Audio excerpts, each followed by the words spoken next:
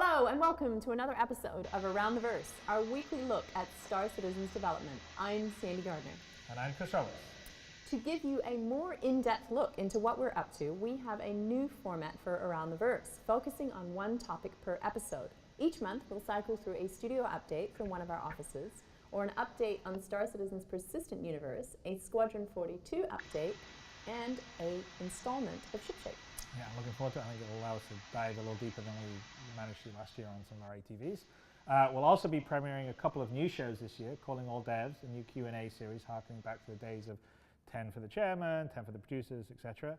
And Reverse the Verse, which is coming back from the dead, which will be a live weekly talk show where our devs will discuss the most recent Around the Verse and other Star Citizen news, and I think that'll be kind of fun and interesting. Yes, it will be, and Aaron Roberts is our first guest on the first Reverse the Verse, which airs tomorrow at noon PST. In addition to the new shows, we've been refining our subscriber experience based on feedback from the community. Yes, we have, and we're kicking off a new year of perks today with a series of Taketsu action figures to collect and display in your hangar.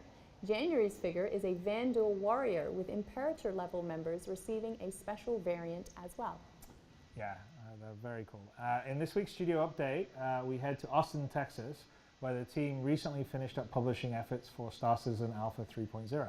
Let's take a look at what went into getting the latest build live in the PU.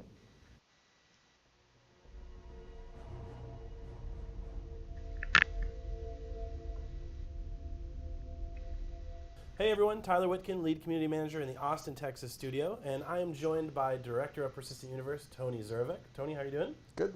Awesome. Now, we concluded 2017 with releasing Star Citizen Alpha 3.0 to the live servers, and there's a lot that goes on behind curtains to get something like that done. So let's talk a little bit about the run-up to 3.0. Probably a bit more challenging than what we would have liked. We would have all liked to have finished it, a few months in advance and been able to, coast right up to the end of the year. In the end, it came down to, there was actually a lot of debate as to whether or not we should cut some of the critical foundational features from 3.0 and push them into 3.1. But we really wanted to ensure that we got the basic skeleton for what we're going to need for all of the evolutionary gameplay enhancements that we're going to deliver in all of the, the 3.x series, 3.1, 3.2, 3.3 on a quarterly basis next year. And so we really, despite the fact that it really pushed us right up to the very edge, we were determined to get all of the critical features, not just the big obvious ones like, the procedural planetary stuff and everything like that, but I'm talking about things like the dynamic shop prices. I'm talking about things like interdiction, which is really necessary for things like cargo transport to have any sort of difficulty associated with them. You had to have that functionality within the game. And the fact that we got that in there and we were able to work through most of the big complex issues puts us into a very good position going forward, such that now most of the uncertainty, most of the the research and development, most of the more serious challenge of getting these pieces of completely new technology integrated and functional within the game and talking to the other systems, out of the way, it should make all of these 3.x iterations a lot more predictable. It doesn't mean that everything that we aim for, because we're always aiming fairly aggressively in terms of what we want to deliver, because we want to see this just like the community in the game as soon as possible. And so we always try to push ourselves, regardless of whether we think it's going to be difficult or easy to make it. We want to go ahead and slot it in there and try. And sometimes we go ahead and reveal those more aggressive dates to the community. I think that we're being a bit more conservative, certainly in our planning and stuff next year, and the whole concept of going date-based as opposed to feature-based is going to dramatically change, I think, everything next year. All of a sudden, we're not going to hold up the entire version for one or two features that aren't quite there. We'll push out what we actually have, which is going to make the game, each one of these iterations is basically going to push, what makes up the game significantly forward, and so we're going to be able people to were skeptical, get, the latest and greatest but I out think to they're the really going to do community that as quickly as this possible. time. And then if something does slide from, say, 3.1 into 3.2, they'll see it a few months down the road. Yeah, and the community is actually really excited about that. Us too. I mean, it's painful from a development perspective to have so many things in there. Like I said, it's like, for 3.0 was a bit of an anomaly, because we really wanted to get the like I said earlier, the structural foundation into the game, and we didn't want to leave pieces out, and then we deliver something and yet there's still big missing critical pieces of infrastructure that we were going to have to tackle on 3.1 or 3.2. And because they're big critical pieces of infrastructure, if they slide from 3.1, then all of a sudden it's not just one or two or things that might slip. You may have an entire branch of of what you're hoping to deliver to the community isn't possible without that actually being in there. There are a lot of knock-on effects from things like the dynamic pricing in terms of the economy, that if you don't have that piece of the puzzle working, all of that gets pushed. And so now that we've got the basic structure in, there's certainly the potential for little individual pieces, here and there to slide, from one 3.x release to another. But it won't stop the content flow. It won't stop the content flow, and the impact is likely to be much more localized than it would be if we were missing a really, really big piece of the plumbing. No, absolutely. So you talked a little bit about some of the releasing 3.0 and how it was tough, let's say, at the end of December. What were some of the challenges you guys encountered? Well, I mentioned a couple of them there. The dynamic prices were right up until literally the very end. We had testing, some rudimentary testing that was happening a few weeks before we went out the door, but we were probably within about 2 weeks of the timeline before it all finally started to click together. Same thing with the interdiction stuff, and you kind of saw the outcome of this, which is we were tweaking some of this stuff right up until until the very end. And we finally got it in. It worked. There were a few minor things which which we paid for with some late nights, right on Christmas Eve, Christmas Day, etc. To where we had a very small number of people that just really wanted to make sure that what players were able to experience and enjoy over the holidays didn't have any really egregious problems. A few of us basically just put in the time to go ahead and push out some temporary patches to basically make those things function considerably better than where it was a few days earlier. Yeah, it never ceases to amaze me. I mean, all the time I've been here, I've seen consistently people almost saying, like, begging, can I stay? Well, let's get this out the door. It's really a testament that we really want this just as much as our community does. Yeah, and it's actually interesting because near the end you have everybody wants to put as good a face. Everybody wants to make sure that what they're working on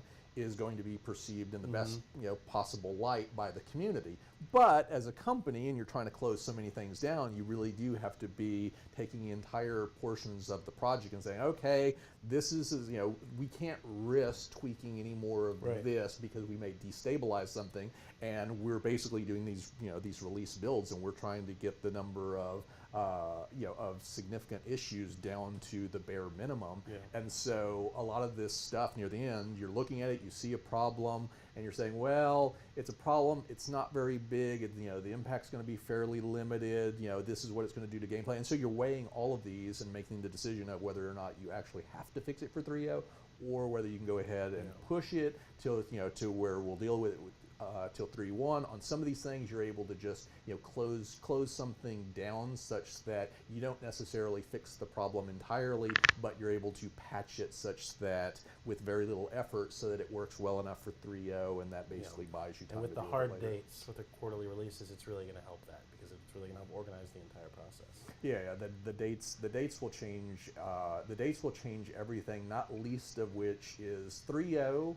3.0 is always going to be a gargantuan release. There's no doubt. That there was never any question about that. And so it's very difficult when you're talking about integrating that much new technology, and a lot of that technology hadn't yet been finalized. So there were still a lot of implementation issues, and certainly you saw some of the knock-on effects in terms of, well, once you get it all glued together, what's the performance like? Oh, the performance is not optimal. Okay, well, we've got a limited amount of time to basically make that run as well as it should. It's not that we don't see the issues. It's not that we don't want to fix the issues. It's just that by the time you actually finally get all these pieces interconnected and working, you're able to test it, then time does start getting short. Obviously, on the performance side, 3.1, one of the primary focuses of 3.1 is going to be to deal with speeding the game up, basically finding the source of some of the biggest problems in terms of server and client frame rate, and bringing those up substantially to improve the player experience. The single biggest feature, I would say by far, is of course the whole procedural planetary thing. This dramatically changes the entire game, because all of a sudden we've got such a larger play field to on which we can. Sounds like 3.1 might be a more in stable addition to 3.0 that, and what I personally a bunch of like ships, is the fact that the which types is more or of less what I gameplay expected. that you'll get in that environment, on that environment, is going to be significantly and dramatically different than what you're going to get when you're flying around in a spaceship. All of a sudden, when you're talking about things like first person activity down on a planet, you're talking about things like taking cover. You're talking about you're much more exposed. You can't take nearly as much damage as, say, your ship potentially could. You're talking about you may be dramatically outgunned, not because the other guy's got a bigger or fancier ship, but because he's got a ship or a buggy and you're on foot. So all of a sudden, the magnitude of the differential between what different players, or a player and the NPCs, could be bringing to a given encounter, it increases exponentially. And what that's going to do is open up a lot of interesting possibilities for the clever player to basically to take this and figure out to use their brain to basically figure out how best to exploit an opportunity, to turn it around to where they're at a disadvantage, but because they come up with a more clever strategy, they're able to overcome in a way that another player that's not as experienced wouldn't necessarily be able to do. And so there's going to be this whole aspect of getting to know more about the game, and as you start to learn more about how things work, of course you will be able to excel at whatever you're trying to do within the game. If you tailor this to something like mining, there's going to be, which is now, and I'm happy to say that we're now turning our attention to this in significant fashion, because we were going to try to get this out, 4.3.2, the initial iteration of mining, and resolve it to a level such that players are actually kind of like the cargo transport, to where you're actually able to go down on the surface, you're actually able to scout, find areas where there are worthwhile concentrations of valuable ore, the value of which will be determined by what the price is at a given trading post at that moment in time. Sometimes the price of a particular commodity may be higher, sometimes it may be lower, and therefore the justification for you investing time and money and effort and enduring risk to actually extract these natural resources from an area and basically cart it back and sell it, it'll ebb and flow along with the economy. And so you'll finally start to see some of this emergent gameplay that we've been talking about so long actually come to fruition. Which is awesome. Now, a lot of folks noticed in the community that we had some bug fixes and changes come in over the holiday break while the team was supposedly out of office, which begs the question, how do those changes take place? Because sometimes fixes and changes require a patch, sometimes they don't. So how does that work? Yeah, the reason why we were able to affect some dramatic changes to the game for a couple of specific issues was because those particular issues were controlled via these back-end services as opposed to the game per se.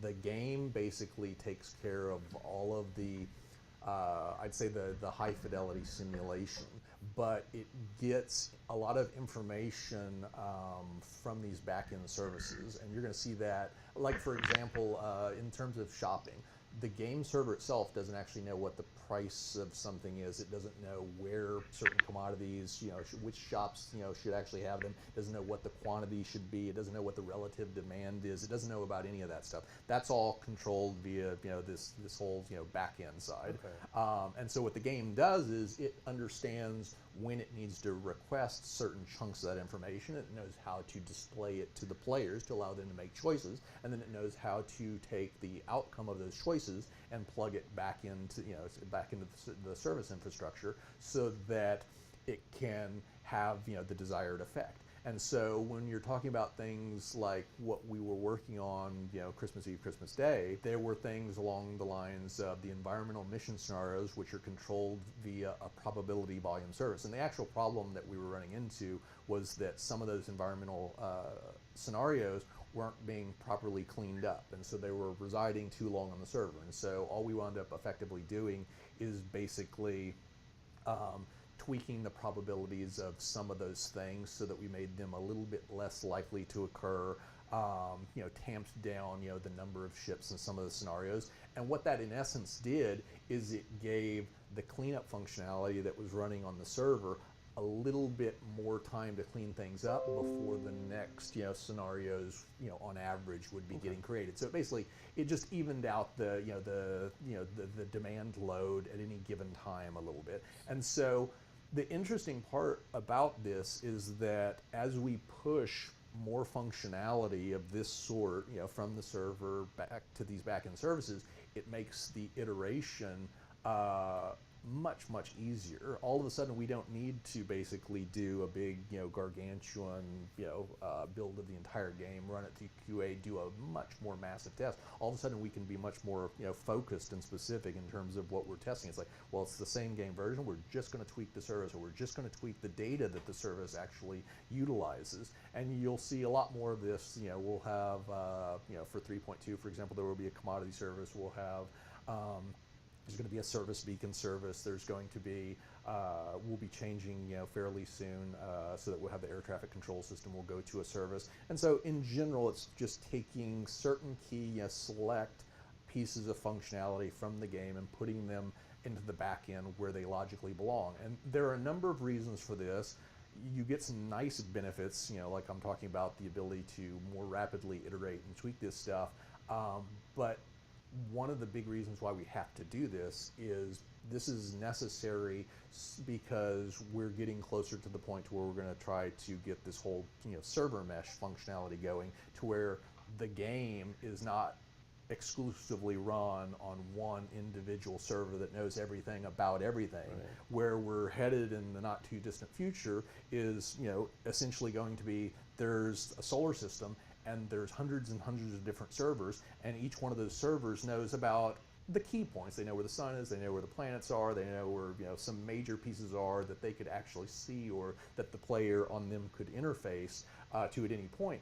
But in general, most of their attention will be focused upon just the little localized area where they're at. And this will give us all sorts of benefits in terms of performance. It'll give us all sorts of benefits in terms of a whole number of other things. And you can start to understand why you need this when you think about, so imagine you've got a server and it just knows about a few key elements of the solar system, but most of its knowledge is fairly local to the area that it represents. But now all of a sudden a player that's going to go from that server to the far end of the solar system, he needs to be able to query, for example, all of the probability volumes that lie across this enormous expanse.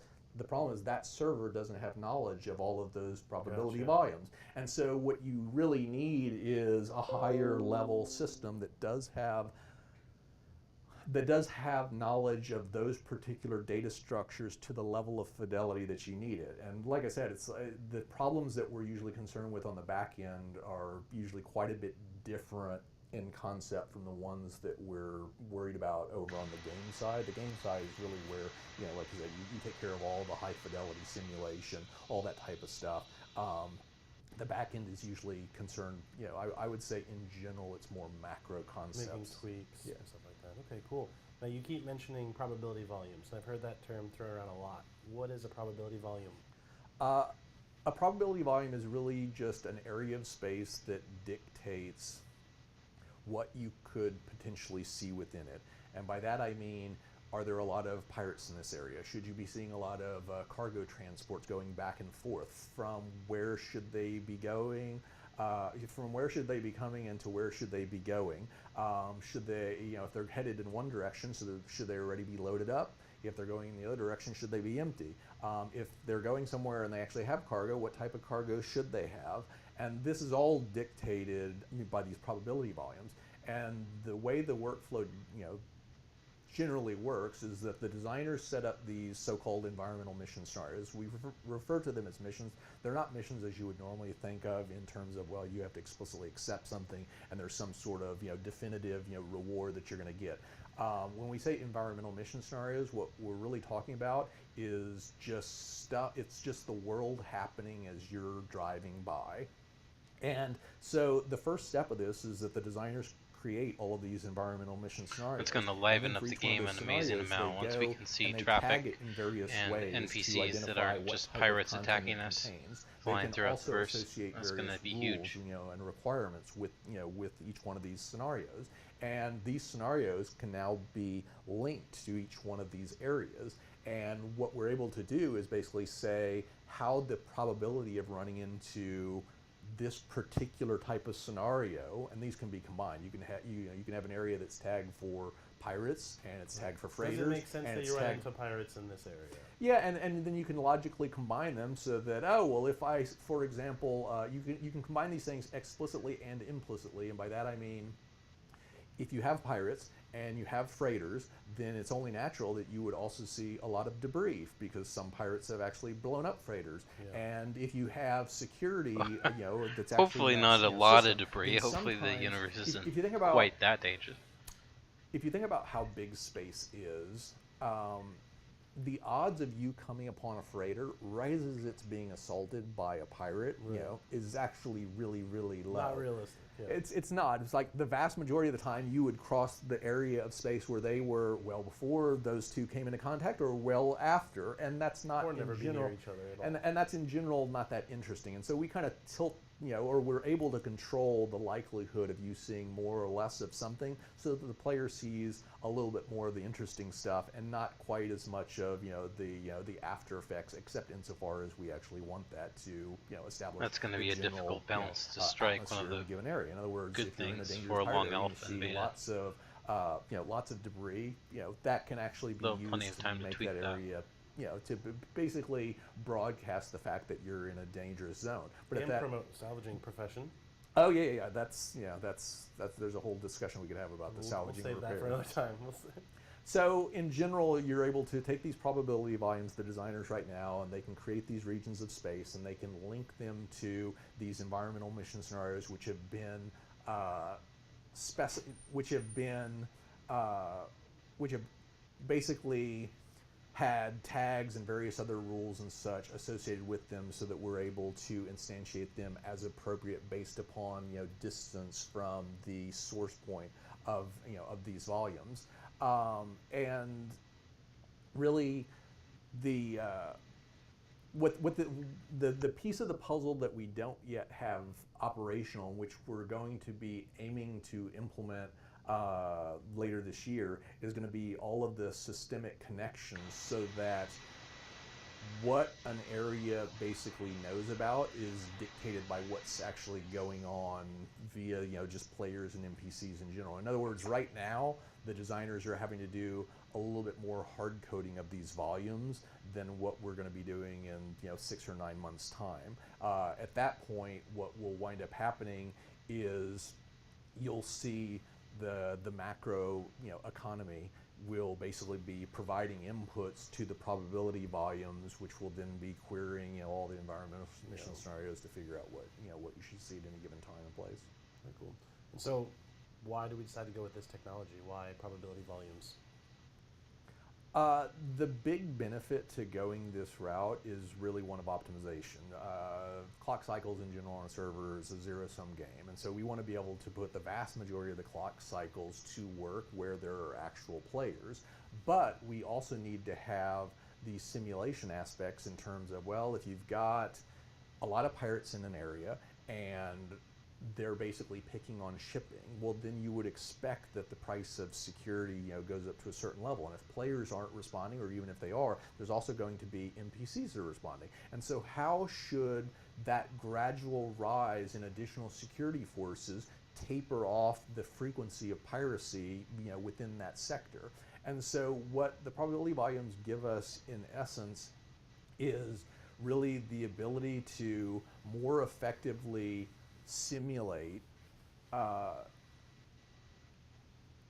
a big complicated world where a lot of things would theoretically be happening, but we're controlling it via dials and sliders, as opposed to having to explicitly instantiate individual pirate ships and physicalize them and actually have them do the whole flight control systems to basically be tracking other players, other NPCs, etc., to get this effect. We're able to control a lot of that stuff at a much more algorithmic level, and to the player, if we get this all right, they should see no difference. What you should see is basically you're going from point A to point B through all of these areas that dictate certain probabilities of certain things, and it varies like I said with distance. Such that you may be going through a low probability pirate area, then it's high, then it's low. For the player, it's when you're going from planet to planet, there may be 20 different areas to where the likelihood of encounters kicks up, and then in between those areas, for whatever reason, maybe because there are more security forces, maybe because there's nothing of value in there, whatever the case may be, you're not likely to run into any encounters at all. And so really you can think of them as a type of optimization, so that we're able to get all of the benefits of explicitly simulating millions and millions and millions of NPC characters within the game without actually having to create millions and millions of ships and actually run that fairly computationally expensive logic on the servers, which in the end would take away from how many clock cycles we could devote to the experience that immediately surrounds any particular player. It's kind of like the LOD technology, but for gameplay encounters. That's exactly it. Oh, that's really cool.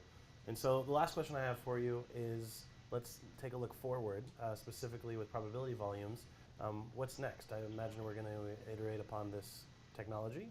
Yeah, the next big step will be, like I mentioned, hooking this up to the back-end economy, so that you start to get more systemic linkage of all of these different behavioral characteristics. Right now, for example, you have the price of items can basically they can rise and fall based upon inventory and stuff like that. But we don't have the macro system in place that says, oh well, once the price of titanium or once the quantity of titanium in this area reaches a certain point, then I really don't need any more titanium, regardless of what my inventory level is, until I've basically gotten a certain quantity of copper, because it's copper and titanium together that will be used to formulate ship hulls. And I need ship hulls because players are demanding lots of repair services, and they're demanding lots of repair services because there's lots of combat activity in this particular area. And so what you should see later this year will be more linkage of these probability volumes into this whole systemic economic back end, so that you start to get a lot more intelligent flow of prices and quantities, and what NPCs and what types of scenarios you should see within in a given area according to these higher level rule sets. Well, thanks, Tony. So as you can tell, getting 3 out the door was a complex and ambitious process. So let's take a moment and hear from some of the others on the team. The large part of our focus is on publishing the back-end systems. We We do all the deployments for PTU and live releases. And so all the code fixes, everything that gets done by the developers in the development studios comes here for the builds. And then that goes to QA and eventually becomes a publish. It goes out to the players. In our run up to 3.0, I think things really got intense for most of the support teams that we have here in Austin. I know that the QA team was working pretty much around the clock, keeping up with the amount of build candidates that we had flowing through the system. And every time they find a bug, the developers were really quick to send in fixes, and so we were really pushing a lot of builds, a lot of build candidates. As you know, we went through a lot of PTU publishes, multiple publishes per week. All of this is driving us toward the final 3.0 release. And we had hoped to put it out a little bit earlier, but every time we'd get a build, we'd say just a little bit more, a little bit more fixes, a little bit more improvements.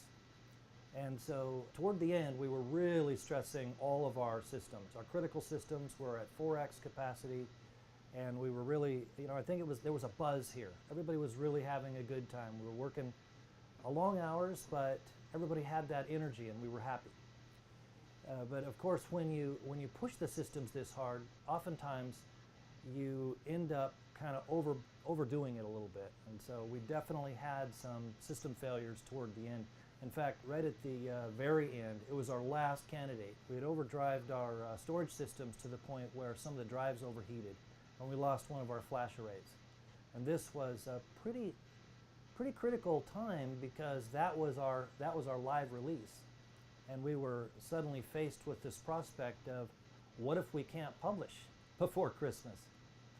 So, but fortunately, all the guys in this team are really used to this kind of pressure, and so everybody jumped to action, and we were able to do some quick maneuvering within the build system, and IT jumped in. We had like 6 or 7 drives to replace. It didn't take long before we were back up and running. It made a late night for us, but we finally got it out. So I felt really good that we actually accomplished it in spite of the challenges that we had. Ahmed, he's like a one-man army for us. Once we had released the 3.0, immediately we saw a tremendous response. And so many people came in. It was really exciting to see them on the Delta Patcher, and all of our graphs were lighting up with the amount of bandwidth we're consuming. And of course, people start jumping into the servers, and we immediately saw growth beyond our expectations. We thought we had planned pretty well, but Ahmed was very quick to grow the server space and the server capacity in the regions that we needed it. And I don't think he really stopped over the holidays. Everybody said goodbye, great job well done. And Ahmed just kept on going. I think thanks, Ahmed. I think he really enjoys doing that. He's think my that hero was now. The best holiday gift we could have given him was to be able to keep working on the servers. We did have a number of issues pop up during the holidays. And it's just the stuff we kind of expected, some that we didn't. But fortunately now we've spent enough time working on our back-end systems and our back-end procedures that we were able to do quite a bit without having to do an actual patch, which is important because I think the players noticed. I noticed some of the live streamers who were having a good time, and they could tell that systems were improving even as they were playing. And that's Ahmed and his team doing their work on the back end over the Christmas break that everybody enjoyed. 3.0 was such a big release that has a lot of inspiration on our end, and I'm sure like on the backers end as well, that we had to plan very, very well for it.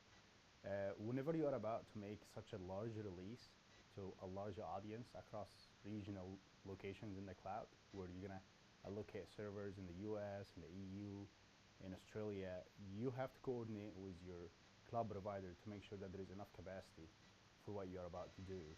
And right before releasing 3.0, AWS services announced a new generation of high compute VMs called C5. And we were right on, like once we received the news that they have them now generally available, we have already adopted them in our pipeline. So it was an important thing for us to make sure that the game is gonna run on the latest VMs, with the latest hypervisor, the latest CPUs that we can get in AWS. but at the same time, we are trying to allocate a large number of resources at the newest, hottest generation in all instances.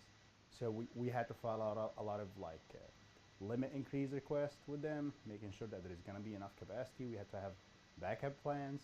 So if we're going to have a region in Ireland, I cannot only rely that I'm going to get all my instances from there. I can have another backup region in Paris. Same thing like here in the US, we would have a main region in Northern Virginia and a backup region in Oregon. Even within the region itself, there are ways to allocate your request and your networking in a way that you can maximize your availability and work around any quirks that you can see during deployment. It was definitely not an easy release, but I think it was the most cared for release. Like, I think I've witnessed a lot of releases. I've been dealing with live releases, I think, since 1.2 or 1.3. I believe 1.2. And every single public release, I was a major part of it. That release was the most cared for. That release took the most amount of hot fixes, of changes that were done on the fly, where players can really, like, we were also so graceful with the way we were applying hot fixes in a lot of situations that had to incur extra effort on us to make sure that the fix can exist without kicking all players out, with maintaining the highest stability. So yeah, the release started.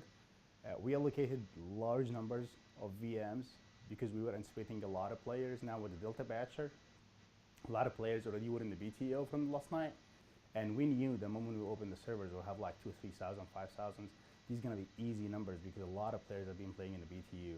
And all what we expected we would right. We just keep allocating more resources, building more instances, and everything was going relatively good. We were trying to look at the performance because the behavior of the players in public is completely different than BTU.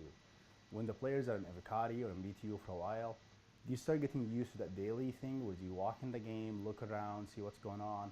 That's a completely different behavior from a player who haven't seen 3.0 at all. I just want to see it for the first time, and then you have 50 of them in the same instance trying to see what Z will do. So yeah, a few hours in, we started realizing that we have some sort of a deadlock at DGS with the dedicated game server. We get in a situation where it spins over something, and players end up like disconnecting, and the game server crashes, and going a lot through the logs that an environment at the size of live generates is just insane. Like, you're imagining 60, 70,000 messages every 30 seconds. That's the amount of logs that gets processed and indexed every 30 seconds. So you have to sift through these logs super quick to figure out what's going on. There must be a common factor, a common medium, why all of these are crashing, why is it all crashing in a specific pattern we haven't seen before. And then we realized there's one of the missions causes some sort of issue with the physics that causes DGS to get deadlocked. And in no time, we're talking 23rd of December, a lot of people just went home, gonna enjoy their holiday, but it doesn't matter. Like, in no time, I had the back-end service team with me, I had Tony Zervik with me, and we made some tweaks, and that was the first hotfix. We mitigated this crash, we dealt with it, and the game started. And it just like Jeffrey Pease always say that, it's like an onion, you're peeling it off, and as you uncover a layer of instability or a layer of an issue, you get to see another one. We started realizing that introduction is really, really, really intense, and it's affecting the gameplay experience. Players get interdicted a lot, amount of AI in the instance, and we had to make changes in the matchmaker, in the way it matches players into instances. We had to tweak more different aspects in the service probability volume service, responsible for doing this logic and managing it. And that actually was a good thing when it comes to like relying on service as a model rather than keeping everything in the game server itself. Having a lot of logic outside the game server allowed us to make a lot of hotfixes. So very long story short, that took I think 3 or 4 days. Like, I believe the 23rd, 25th, 26th, these are just one thing. They're just one thing of watching a change after change and trying to see the performance, trying to see the difference. And everyone was there. Like, we had QA with us, we had Tony Zervik working with us. Chris Roberts himself was like almost every 1 hour, making sure what's going on, making different decisions, changing our strategy, how we try to deal with it, how we look at it. It was just a great thing. We enjoyed the vacation with the players, watching these hours-long YouTube videos of gameplay, watching people really, really happy with being able to play 3.0 before 2017 ends. So yeah, it was not an easy release, but I don't think anything will top 3.0 for quite a while. It's a lot of kind of judging different priorities, and so one of the challenges was in Austin we handle the publishes. So we've been when we started publishing at the beginning of October, we started publishing nearly every day, and so we had to balance that with other testing priorities.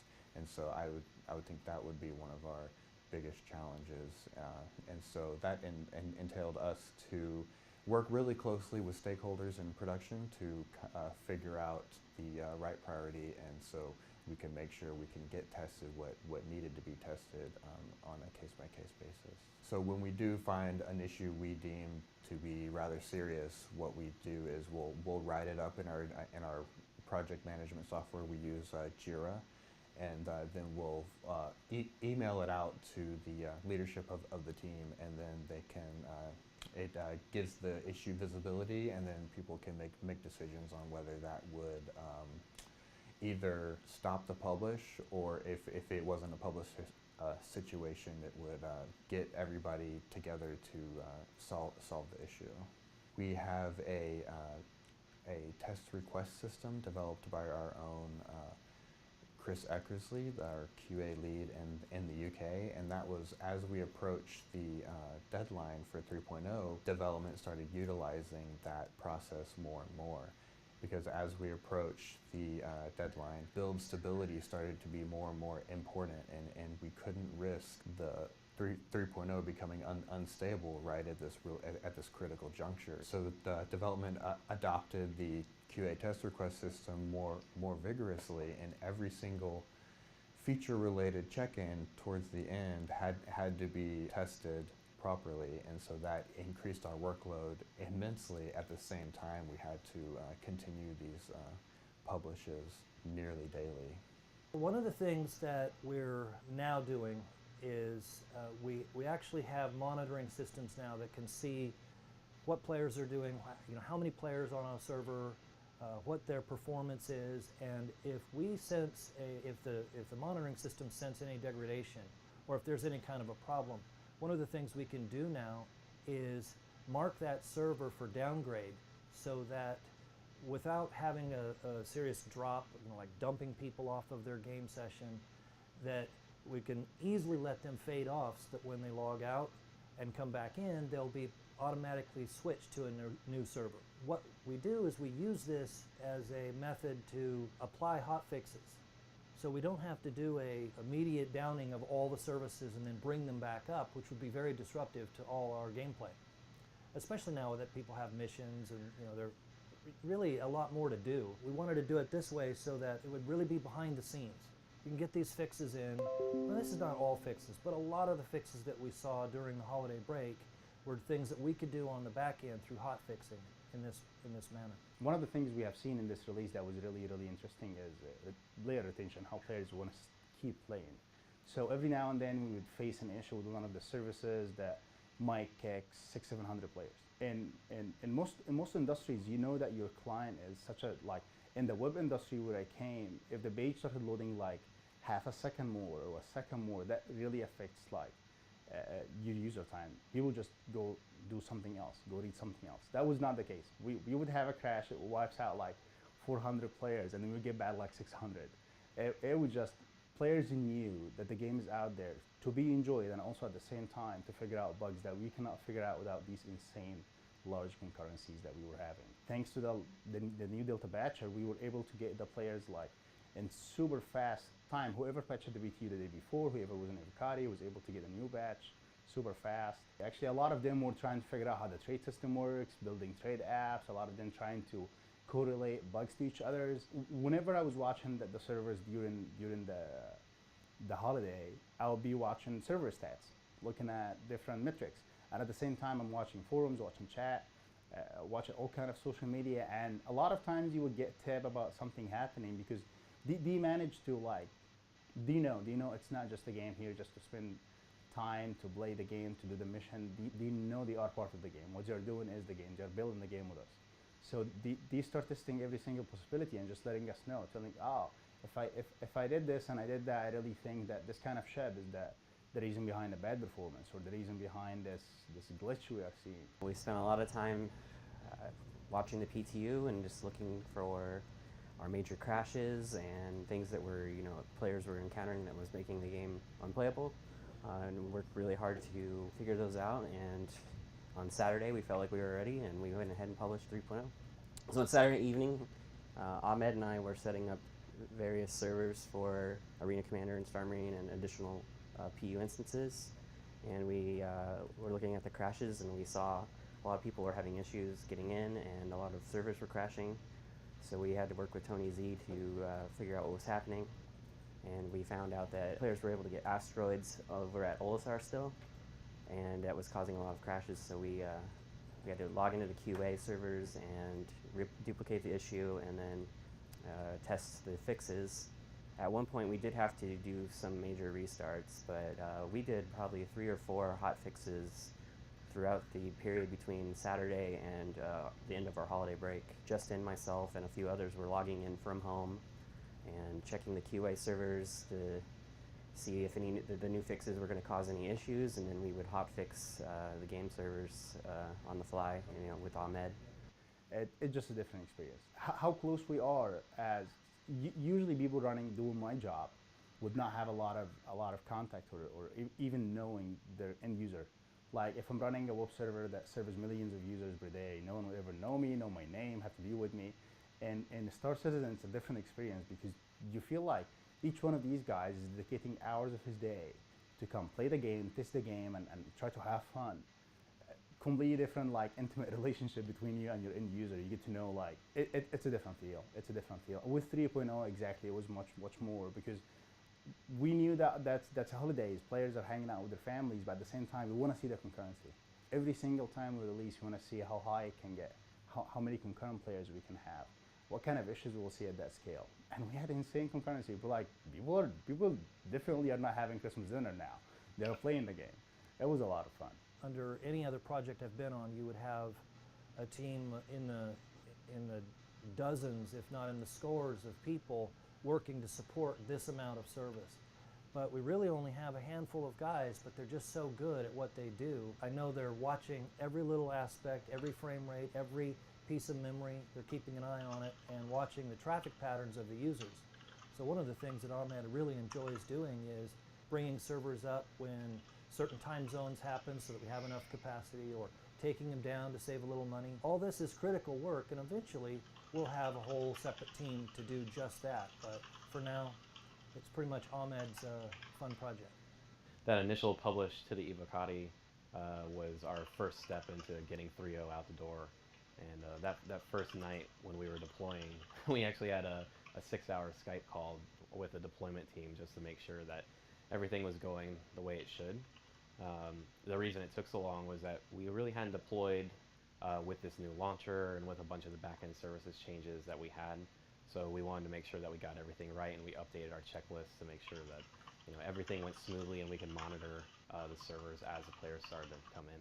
Well, there's just so many changes being introduced with 3.0, right? Basically the entire game had changed. All the backend services have been rewritten. It was a brand new launcher, so we wanted to make sure that while we tested it for many weeks with QA prepping for the Evocati, you just can never predict. You'll give it to one backer who has some weird setup, and it just takes the whole system down, or encounter some weird issue with the release channels. So, we just wanted to make sure things went as smoothly as possible. After the first Evocati push, we had just dozens and dozens of deployments. And, now that we had the Delta patcher, we could put out builds easily every day, and just iterating with the feedback from the Evocati, and then ultimately from the public PTU feedback we were getting, and just pushing out builds as fast as we could with as many fixes and feature deployments as we could. Once we hit the public group, things changed a little because the deployment process from Evocati is fairly simple. We do a much faster checklist just to get the build out to them. Once the build is going to the public audience, the QA checklist actually ends up taking a little bit longer to make sure things are tested a little better. And then as we moved into late December and started heading towards live, we started doing more and more checks and having to recheck some of the older systems that maybe had been neglected for a little bit because we were just pushing out so many fixes and so many new features into the build that, you know, like we had to double check, like, hey, Arena Commander was working a couple weeks ago. Let's do another, you know, deep dive into it to make sure that nothing broke in the meantime. You know, and then that actually ended up running into that Saturday, you know, December 23rd, where we a small team came in on Austin to deploy on that Saturday. When we deployed around about 2:30-ish Austin time on December 23rd, that Saturday. And then immediately we were monitoring all the core services and the game servers, talking to players to make sure, you know, things were working okay. There were a couple issues with some of the missions or interdiction that we found immediately. And the great thing about some of the work Tony Z has done is that all of those backend services run, you know, on our side, to where he can make changes to the code, the missions, the, you know, interdiction timings, or how often it happens. And we can deploy those hot fixes on our end and then gracefully restart all of the servers so that players don't even really know anything's changed, but things get much better. So we actually ended up deploying hot fixes almost every single day of the Christmas break, starting from the 24th all the way through, I think, January 2nd. Christmas night was pretty interesting because for the most part the instances were fine all day, and then all of a sudden things started to happen. And we were, you know, logging in remote, and a bunch of us were, we didn't really do any calls, but we were all in Skype, you know, just, you know, trying to figure out what was happening. And I think it was like 3 a.m. and some people realized that they needed to put Christmas presents under the tree. And but, you know, we were all watching the servers. I was providing, you know, FPS information to Chris and Tony, providing, you know, other graphs to show them what the fixes had, how the fixes had improved the gameplay. There are things the players can do that will sometimes cause the instance to get in a bad state. That we can see that in graphs, and we can kind of predict that and fix that before we can make an instance set so that it, you know, nobody will go into it, and then it'll slowly, once everybody's left, it'll restart itself. And it's, you know, we do a lot of things to make sure that the players aren't affected as much as possible. So what would happen is we would identify an issue. So for instance, that first day on the 23rd, there were asteroids popping. That was actually an environment mission that was spawning in places it shouldn't be spawning at, and causing all kinds of physics grid nonsense that would that was just causing massive FPS drops, right? And so what Tony ended up doing is just removing that mission from the actual service, and we just rebooted everything. And we have a way of, we can ungracefully, you know, force everyone out of the server, shut everything down and restart it. But we also have the option to gracefully restart services. So what happens is Jim will look at what servers have their population declining, and once the population of a server reaches 0, it'll just reboot that one. So we'll actually have players experiencing a slightly different game at different times because not every instance has been restarted. But then over the course of the next, you know, 24 hours, all the servers will just naturally restart, and then they'll be running on the better code. I would say that right now, one of the biggest struggles we're having is that the connection to like our database and our persistence cache kind of can fall over. And when that happens, there's this short window where if a player does anything while that service is down, it just causes all kinds of wild inconsistencies with the data. And this will often end up with the player accounts becoming broken, and we'll have to go in as game support and say, okay, I can reset your data here, or, you know, we can fix this. Unfortunately, it means like a lot of players lose out on missions, or their cargo gets lost. And it's unfortunate, but we have already identified most of those issues and are working on fixes. We're doing something that no other game I've worked on is doing. It's, you know, this combination of MMO, simulator, sim, FPS, all in one giant seamless universe. From a player's perspective, it's like, you know, that's crazy. How are they going to do that? Then from a QA experience, it's how are they going to do that? I want to understand this. And so it's been a good learning experience and a lot of fun. The team has just been doing such an incredible job. I'm just so proud of them.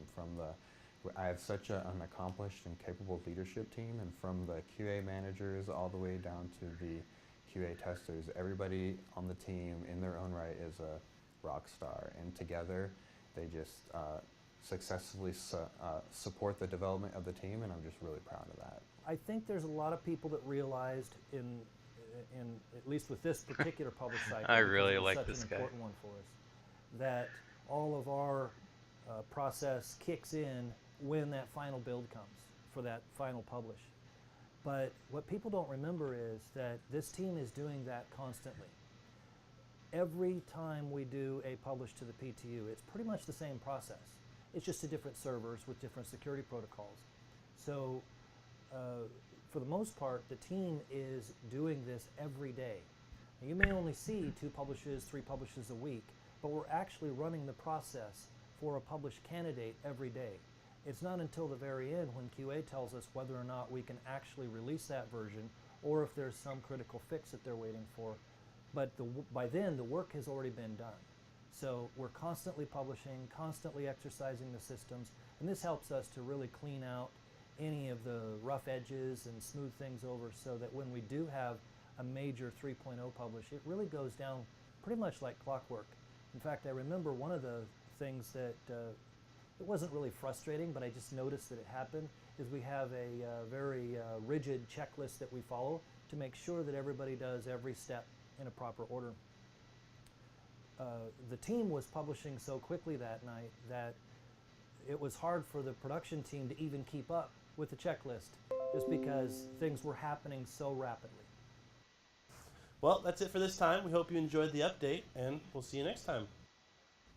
So the Austin team is going to be busy this year because we're planning on delivering content enhancements and refinements in a quarterly release schedule. Past years they've just slacked off, but this For year an they'll be in-depth busy. look at what's been happening at all our studios, be sure to head to the RSI website this weekend where you can read our monthly report for December.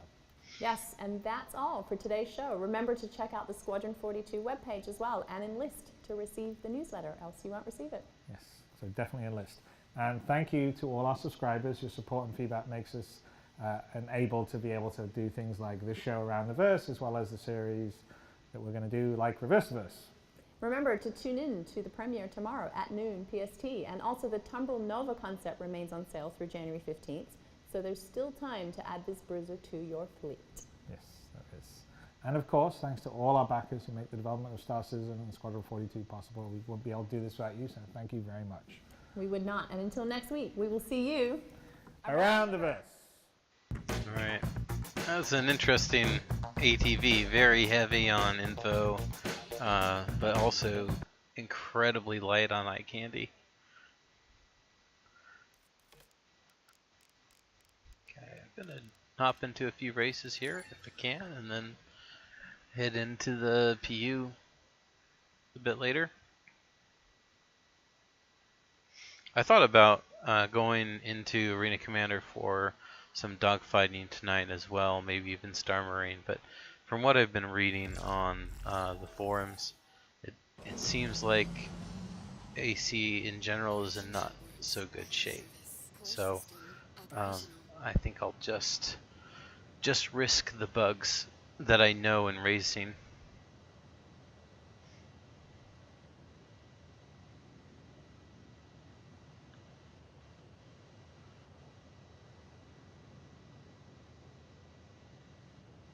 Just see if we can get anyone to join. I've been finding that with a little bit of patience, usually you can find someone to race with for too long.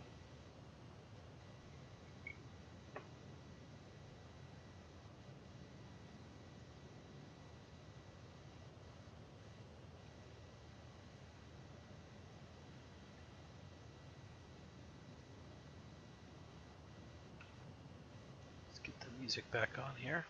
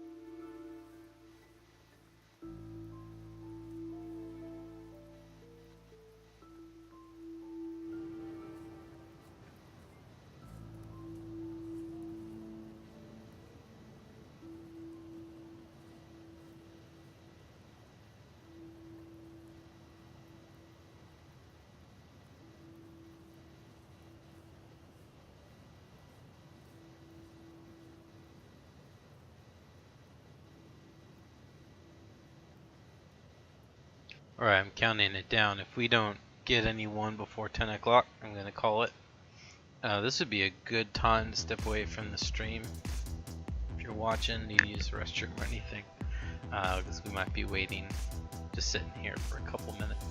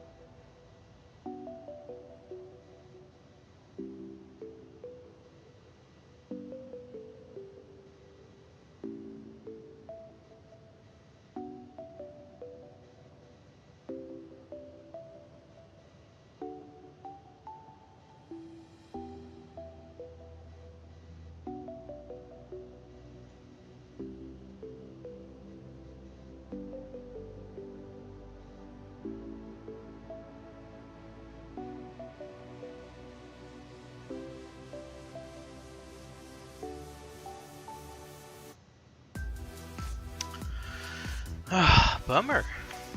We'll come back and try later. Racing is my favorite thing to do, and it's particularly exciting right now because it's the beginning of a patch. Everyone's trying to kind of figure out the flight model. Everyone's climbing the boards. A lot of fun. Let's hop into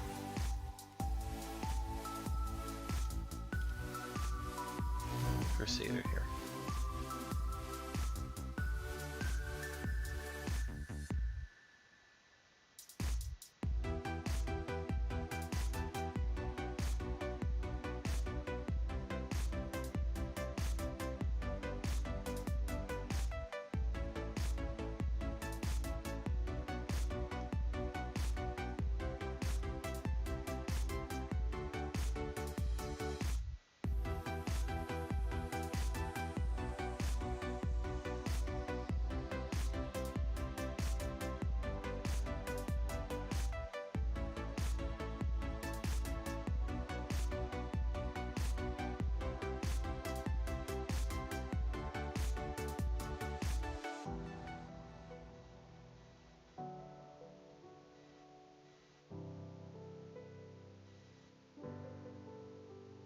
It's actually been a little while since I've been in the PU.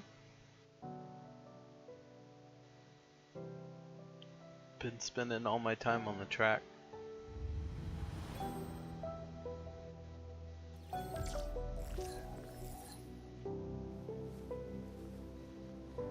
Uh-oh. Uh-oh. Clipping through the bed is not usually a good sign about the server. Hopefully that's just old superstition.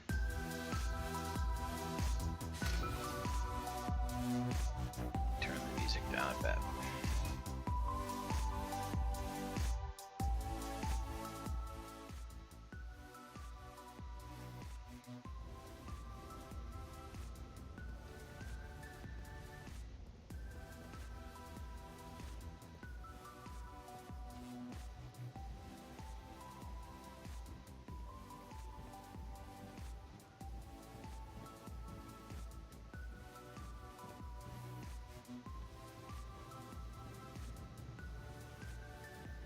Gonna start off nice and easy tonight with a canyon run, and then we'll fly back, do some cargo, and I'm gonna give missions a shot tonight.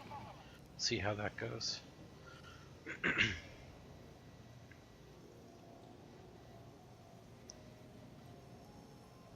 The 350R is a lot of fun on the track. Let's see how it does planet side.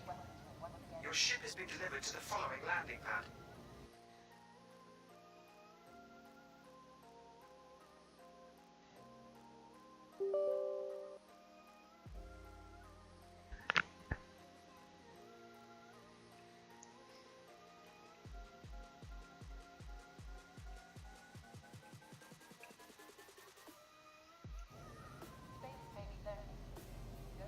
Okay.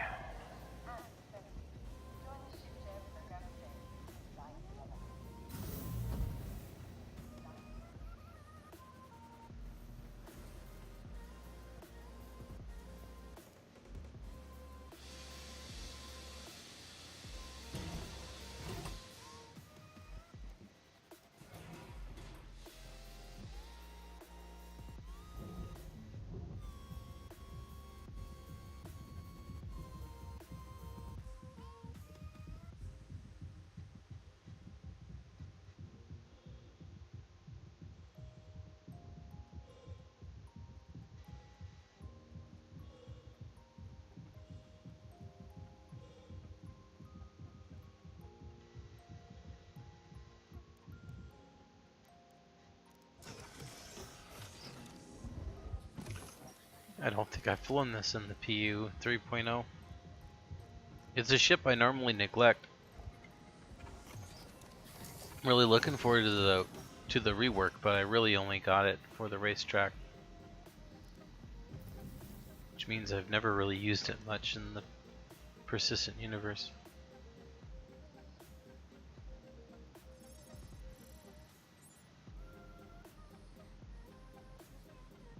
Ready systems.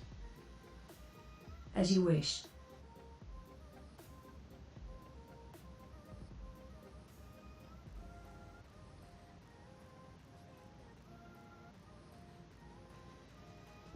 There we go. I don't think, uh-oh.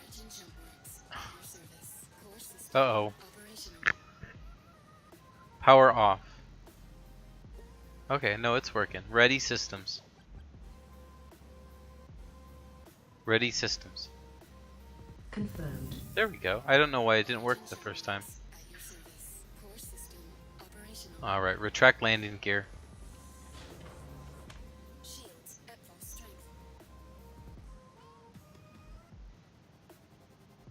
Look at this cat coming in for a smooth landing.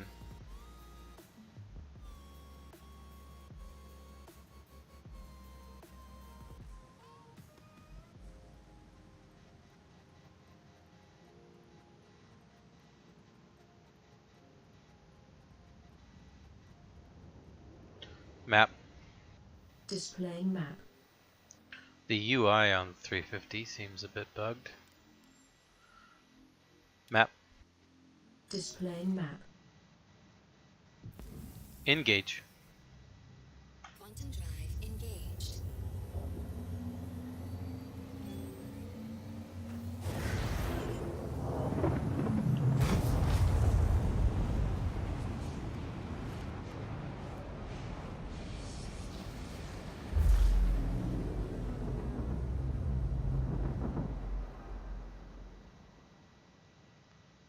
Quantum drive disengaged. Landing gear deployed. Retract landing gear. Gear up. There we go. Yeah, I don't think that worked right the first time either. Full speed. And burn. There we go. I'm still getting used to voice attack again. Never really used it too often in the PU after my first few months playing around with it. I got it picked up about a year and a half ago. Played around with it a bit. Lazy, yeah, I'm lazy. That's established. Played around with it a little bit, and then the keyboard was just frankly more proficient. You've got so many buttons right in front of you, right at your fingertips. There was really not a lot of point. But with dual sticks, voice attack is actually a super neat tool, and it does help with the immersion.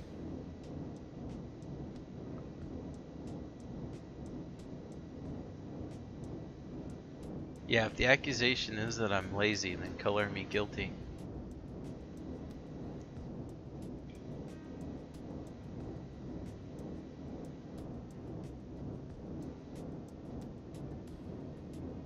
Oh, I guess I can take a bit steeper approach.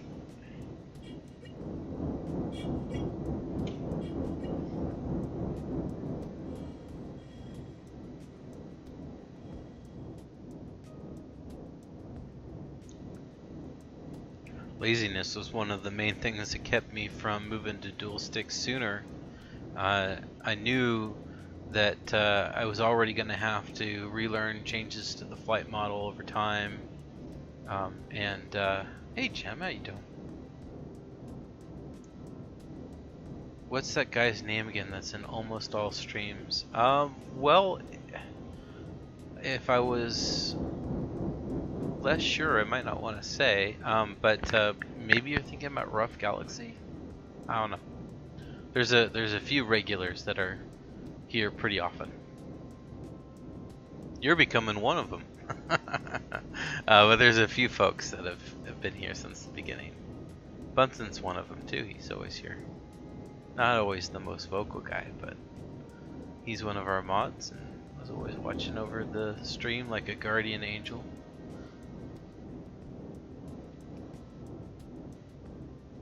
Oh, maybe you were making a joke. Of course you know Bunsen, unless you just joined. Bunsen's just above you in chat. You should be able to see him on the stream.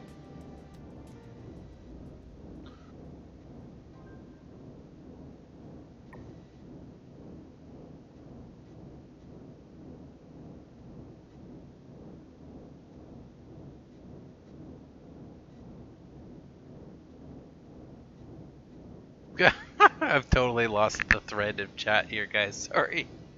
Oh man. Anyway, what I was saying is, I really like not having to take my hands off the stick. One, and two.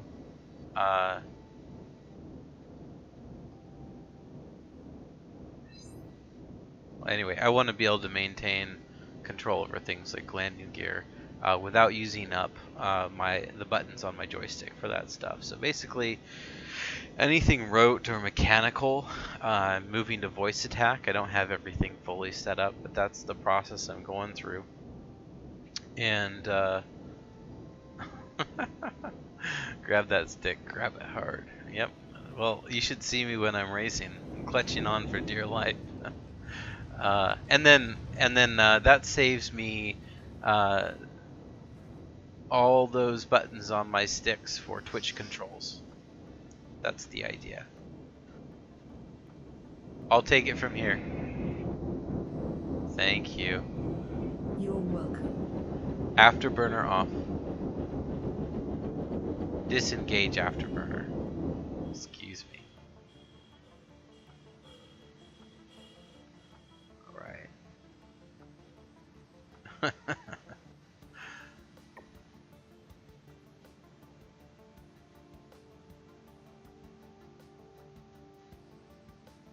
I love just getting this instant sunrise. And, whoa, okay, random issue with flight. I don't know what's going on there.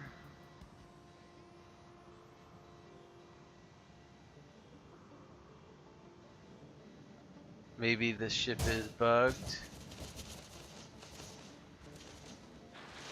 Because that should not have happened.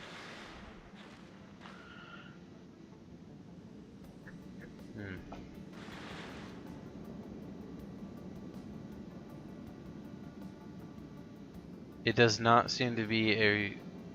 Yeah, it's not a calibration issue with my sticks. I don't know. I don't know what that was about. Oh, it's happening again. What the heck?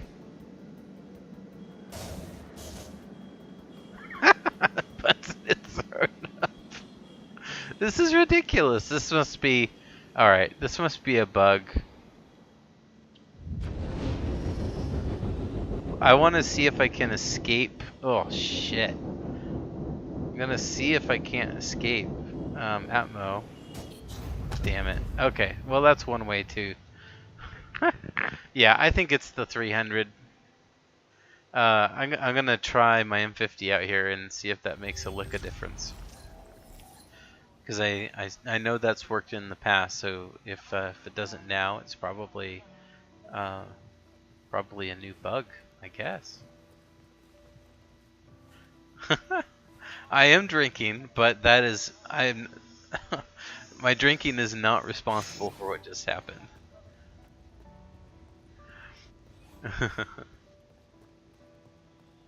Maybe later in the stream. I haven't really had a chance to let the alcohol catch up yet.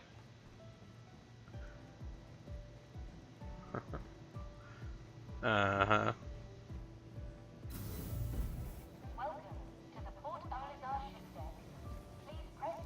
I'm sorry, I still don't have that command. Can't you create it, Bunsen? I think you've got the power. You got the power.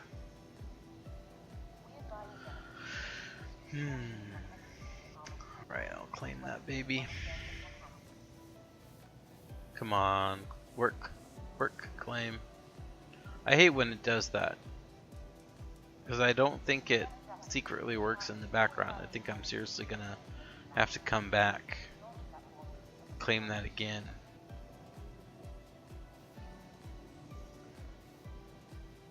Unlimited power. I should have known it was a bad sign when all those little interface bugs were happening right as I got into the ship. Something tells me though the 300 series is going to become a lot more popular with the rework. I think they're going to do some pretty cool stuff to it.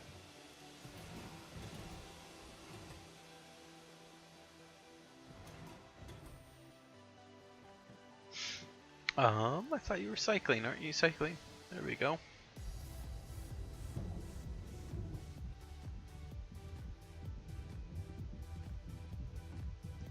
Frames aren't too bad tonight, that's good. Might be all that back-end work that they've been doing, hopefully. Hello, Hornet. What you doing up there?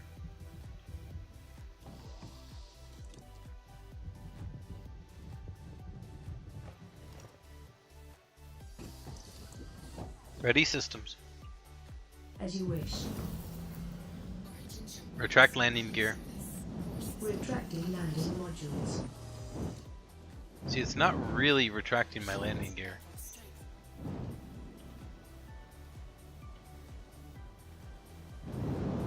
There we go. Alright. Map. Displaying map. Close map. Engage. Quantum drive engaged.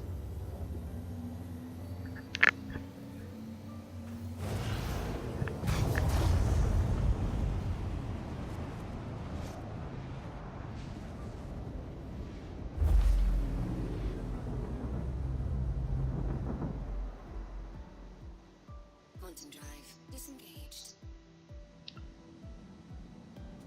Afterburner.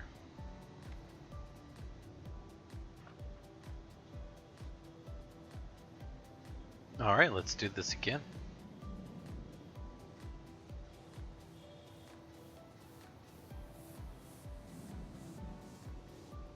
Yeah, it's a weird bug. Glad it's not just me though. The best news you can hear about a bug, especially a big one, is that everyone else is suffering from it, because you know that shit's gonna get fixed real fast. But if like you're the only person experiencing the bug, you might be waiting a while before that fix.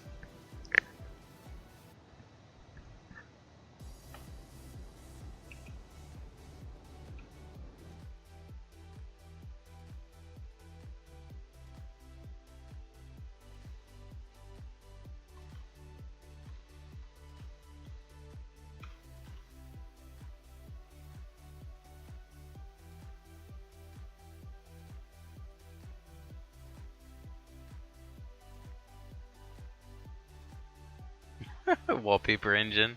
Isn't that what I'm playing right now? Oh, okay, it's a different thing. I thought 3.0 was wallpaper engine. Or wallpaper generator anyway.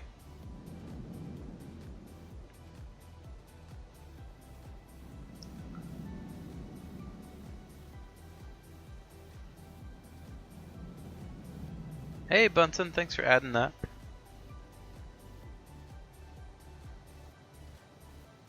I've needed that quite a few times, and I keep neglecting to add it myself.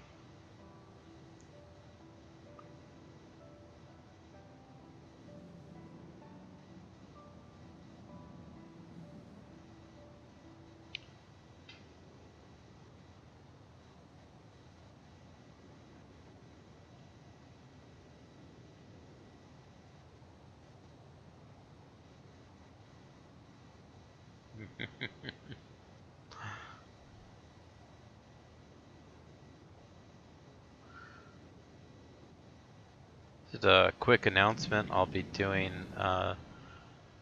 the bulk of this month's giveaways, the subscriber giveaway and the active viewer giveaway on Sunday the 21st this month. Of course, follower goals and sub goals, those trigger automatically whenever they happen. So those are just always a matter of chance. It can happen at any time technically.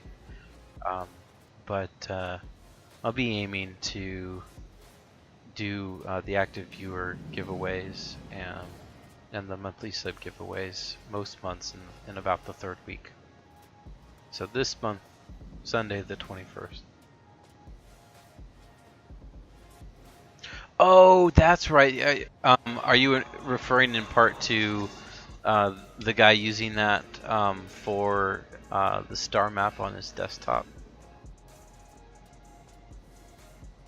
Or maybe not.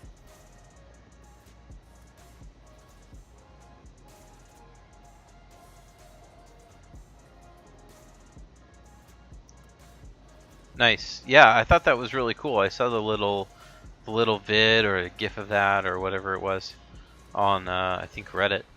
That was really cool. I'll take it from here. Thank you. You're welcome.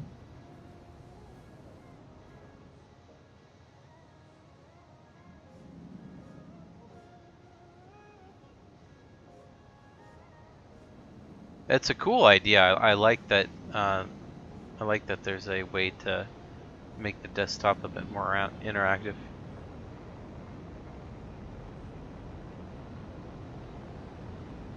All right, instant sunset, or not sunset, sunrise.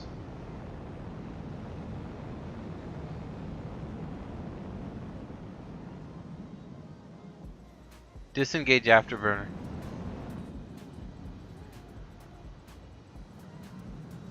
Okay, Dad. This is Pretty View Simulator 3.0.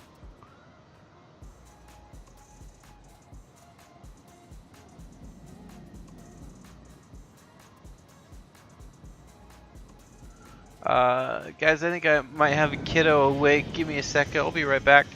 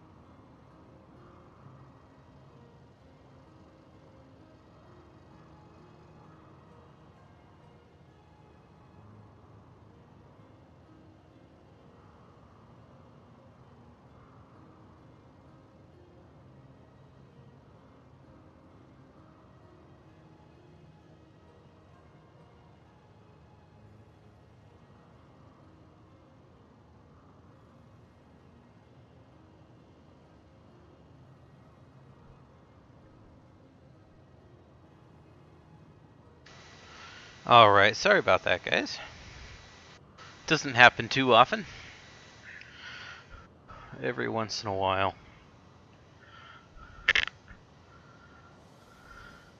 Ooh, look at that.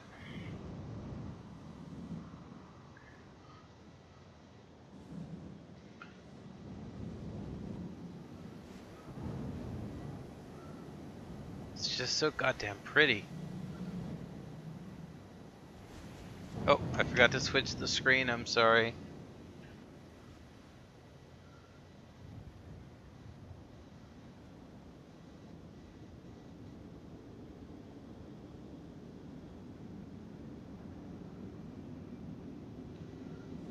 Look at that, oh my god. And they're talking about improving the lighting further. As if the lighting wasn't already fantastic enough.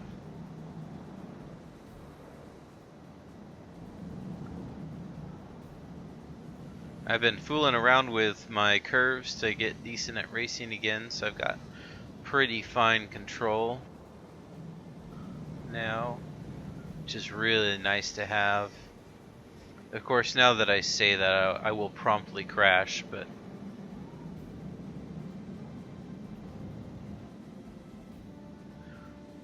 especially without Afterburner on, I've just got really sharp control of my throttle here.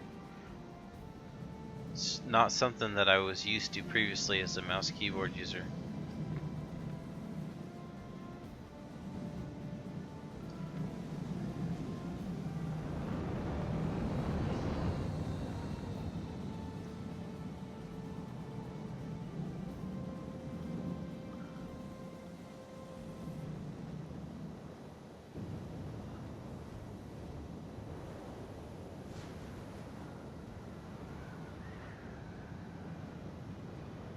Alright, let's try this with Afterburner. Engage Afterburner. Or just Afterburner. Come on, work. Yeah, I've got a button for it. I like to make Astra do the work when I can, but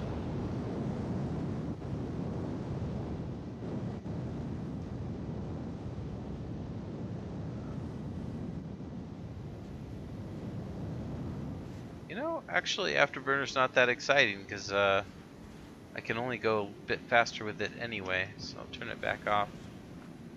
It's just gonna drain my quantum fuel a bunch faster is what's gonna happen. That's not worth it.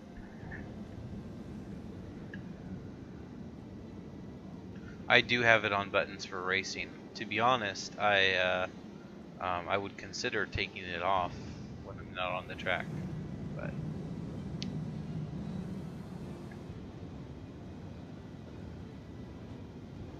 I do like having the voice command for with all the speed options is for those slower ships and that would have more automation anyway, and also for just those long trips down to surface. I don't want to have to have my throttle shoved forward all the time when I'm just going to be traveling in a straight line for extended periods.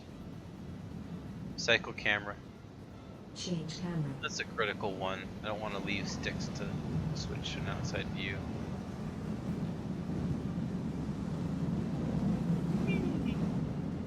Cycle camera. Affirmative. Thank you.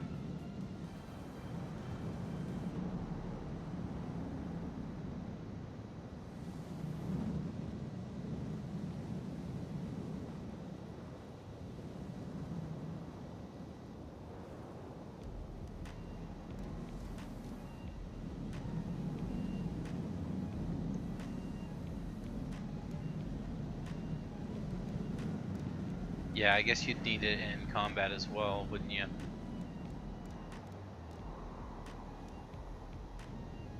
In general, it's a good one to have a button for.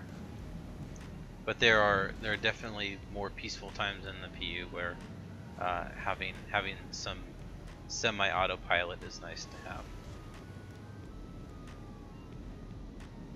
It's getting late, isn't it early? It's early there, isn't it? Figured you'd be enjoying some coffee right now.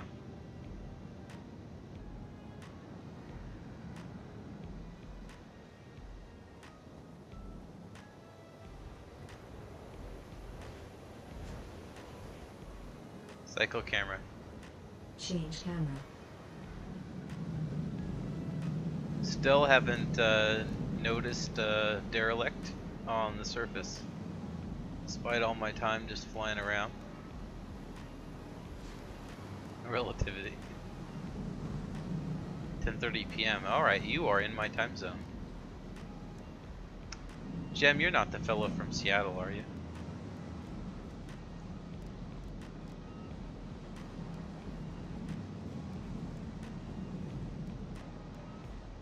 Just chatting with a guy on stream a few nights back that, or a few streams back that said he was from Seattle. Couldn't remember if that was you.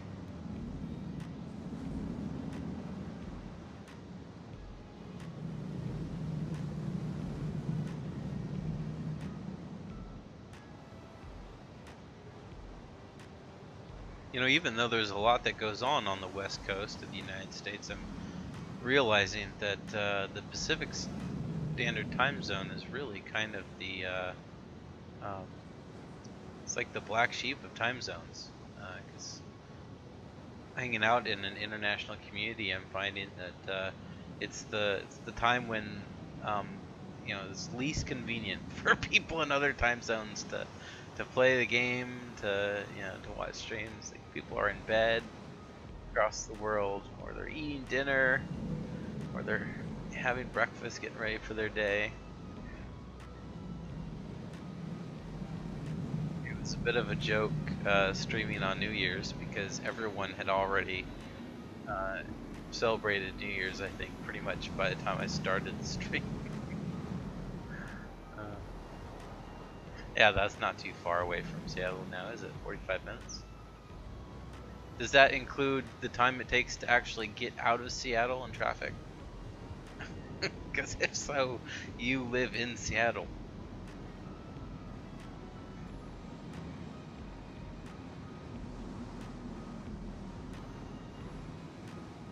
Cycle camera.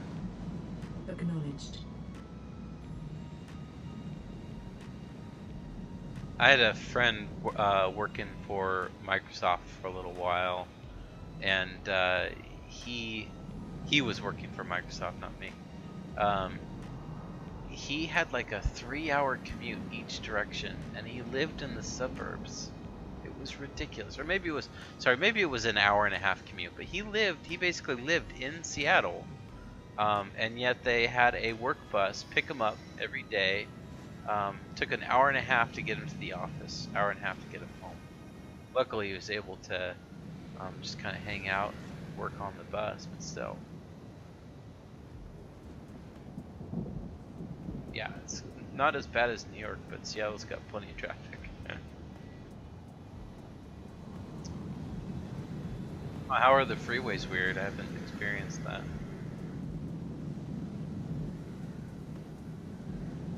I love having such fine control of my roll.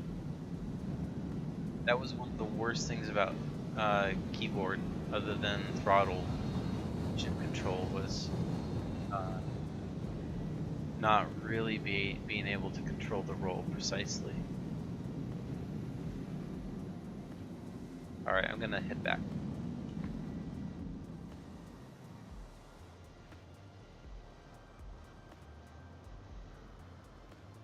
Really important for racing. I had to, with racing, basically memorize and practice a very specific way of orienting my ship throughout the race. So not only was I taking each checkpoint in a very particular way in 263 and before with mouse and keyboard, but I'd have to roll in a very specific way and train my fingers to depress the keys just right. Hey, Doomslayer. And if I ever got off track, if I ever had to improvise on the track and I lost my ship orientation, I'd be in a lot of trouble because it just wasn't natural to switch orientation. And now roll is just so integrated Hey, congrats on getting your Volume 3 book. That's amazing. Must be a lot of fun to flip through that. Never trying it again. You and a lot of other folks. Was it the Jim? Was it the learning curve? Was that it? Did it just feel hopeless, or do you just hate racing that much? Map. Displaying map. I'm glad they did a good job with it, Doomslayer. It would be a real bummer if they didn't make it look super pretty. I wonder if you can pick those up on eBay. I think I mentioned to you the other time you brought up the chump point that what kept me from ordering this one was not having the previous two. Acknowledged. Oops. Affirmative glass. Close Moby Glass. As you wish. Oh my god. What kind of bug is this? Map. Displaying map. Close map. Ah, hey, that worked. Huh. Engage. Yeah, the flight for racing and fighting are really quite different. Especially if you're flying in open space, or fighting in open space, I should say. Because in open space fighting, it's really not deploy landing gear. Deploying landing gear. Full stop. It's not about being precise with your ship. Actually, it's about moving in a way that is unpredictable to your opponent. And so the precise flight that you learn on the track doesn't necessarily translate fully to a lot of combat. Where it does translate is if you ever get in a tight spot and need to dodge an asteroid last second. Time on the racetrack might help you with that. Open Moby Glass. Open Moby Glass. Opening Moby Glass. Girl.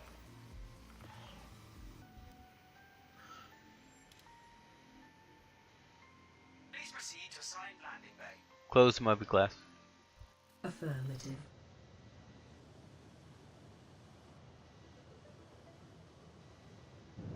They're random and not fluid.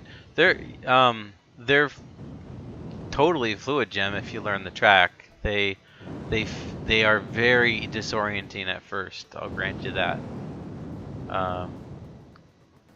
But once you land the track, it's very fluid. Check out a racing video if you don't believe me. Land. Land. Come on. Why aren't you working? Land. Thank you. You're welcome. Finally. Yeah, it'll help you avoid those asteroids. Landing complete. It's good for getting you out of a tight spot. Power off. Landing complete. Have a pleasant stay. Power off. That was not a very good automated landing, to be honest.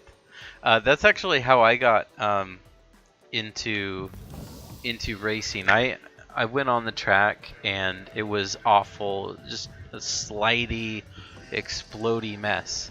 Getting lost between checkpoints, having no idea where to go, and the only thing, I swear, the only thing that got me racing and kind of got me interested like I am today is that just kind of not on a whim, but I mean, it just occurred to me that this can't be right. It can't be this hard. It can't be this bad. I must just not be getting it. Something's not clicking.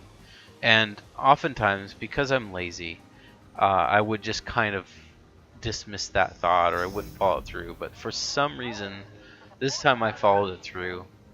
And I happened to catch a video by a racer named Shive, and I just saw him dancing around the track on Deptford Link, which was the most confusing track at that time that I experienced. And I saw the potential, and it got me curious. I thought to myself, okay, something's going on here that I'm not understanding. Something's happening that I'm completely missing, because this is possible. I'm seeing somebody do this, and they're like a leaf on the wind, as it were. So it caused me to do some research, and I kind of figured out some tips and tricks. And after that, I was able to make progress quickly enough that it kept my interest. And then it just became a matter of being addicted to the competition. You know, I've not done a cargo run in my Starfarer. I think I'll give it a try. Your ship has been delivered to the following landing pad. Now I'm semi-obsessed with racing.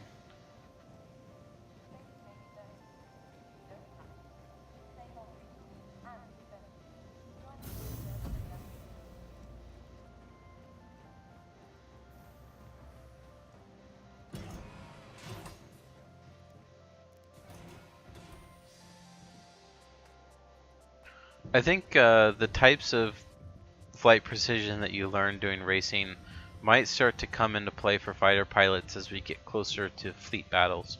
Because when you're needing to protect, say, a capital ship in your fighter from attack, you're not just going to dance around wherever in space you feel like it. You got to stick close to the capital. You got to be able to run down fighters doing strafing runs at the capital, and you got to do all this without crashing into your own capital ship.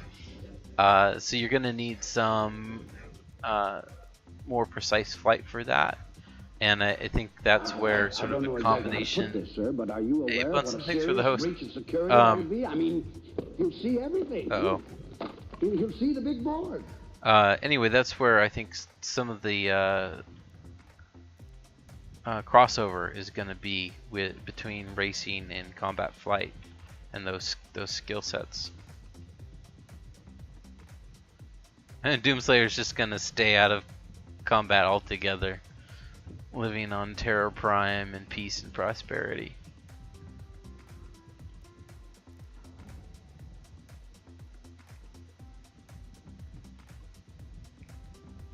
Yeah, I don't know what the frames are, but they're decent. They're probably still in the low 20s, but...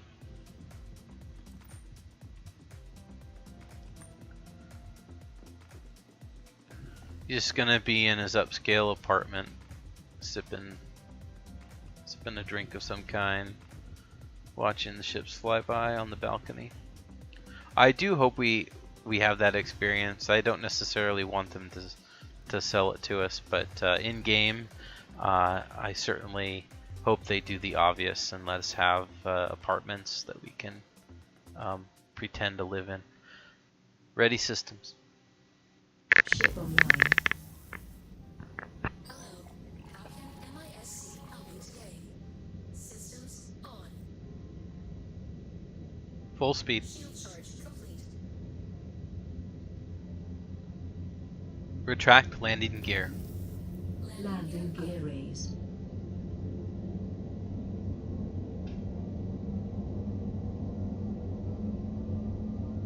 Actually retracted my landing gear appropriately that time. Oh shoot, it's the Stanton system. Stanton. Bunsen's response in chat probably beat my voice, didn't it? Sometimes it feels a bit foolish to answer chat questions on stream because I've got such great mods that you guys answer the questions in chat before I've had a chance to articulate them. Map. Displaying map. Close map. Engage. Cycle camera. Affirmative. Stand by.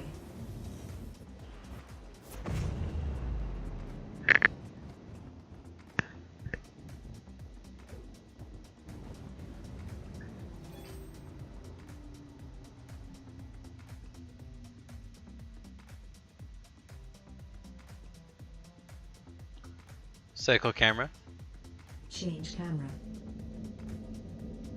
We'll go over there. Afterburner. Cycle camera. As you wish.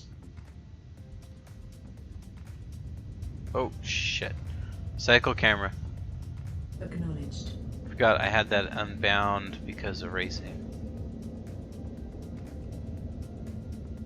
So one of the worst things that can happen to you during a competitive race is for you to accidentally hit your free look key. So I usually unbind it. Oops, what am I doing? And I need to rebind it now, because I do want to be able to use free look.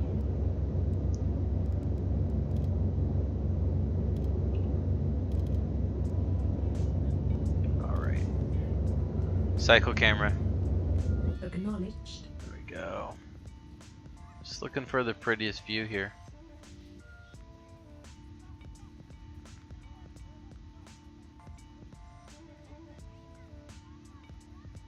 Yeah, I read. See, I read the answer before my stream caught up. Anyway.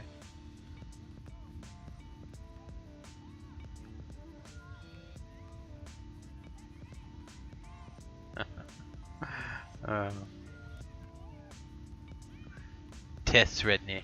TheSredni.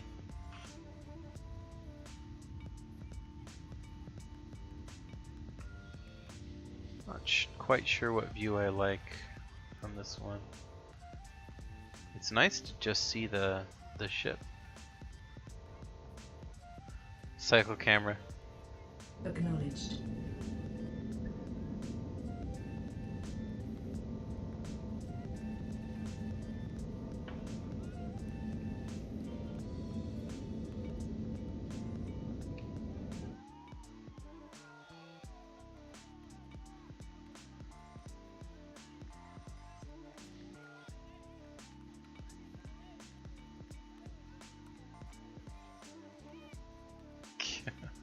I've been called so many things. I'm actually keeping a list now of all the variations of Sredni that I've been called by various streamers and folks over voice.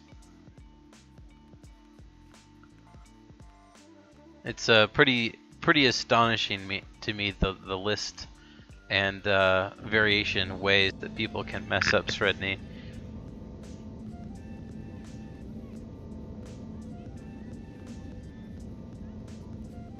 TheSredni. Yeah, although the is really vestigial. It's purely a matter of some other bloke on Twitch already having taken Sredni somehow.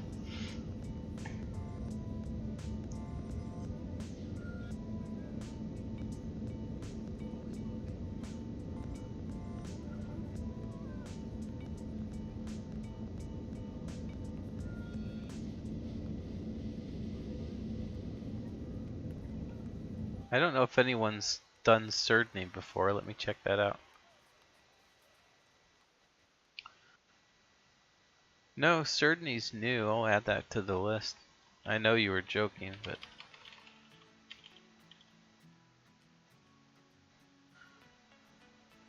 I've got to keep a historical record here.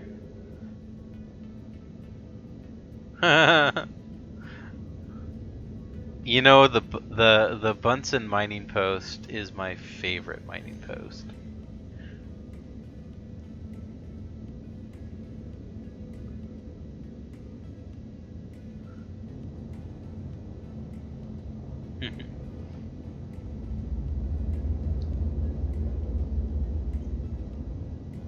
No, I'm never gonna go to the Bunsen mining post ever again without thinking of Bunsen.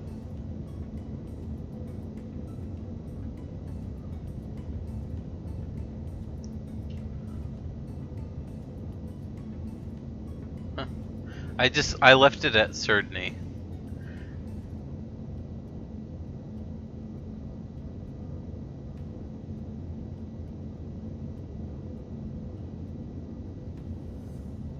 They're Bunsen. They're calling it like the Bunsen mining post. Oh, you're famous, man.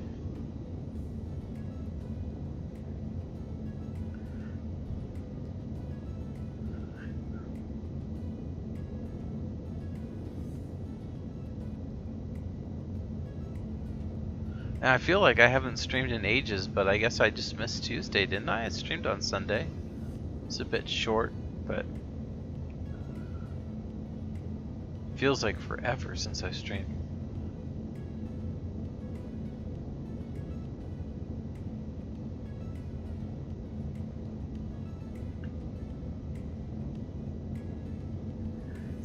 You're Twitch famous.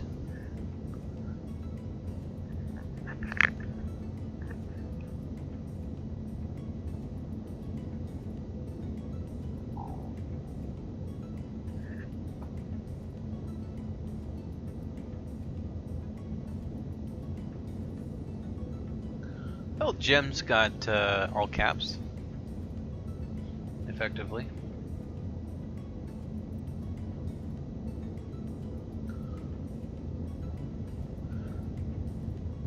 That peak is so that you can always look down on others around you. You are always raised above everyone else.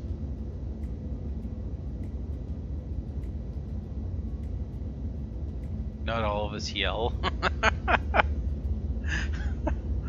Oh man.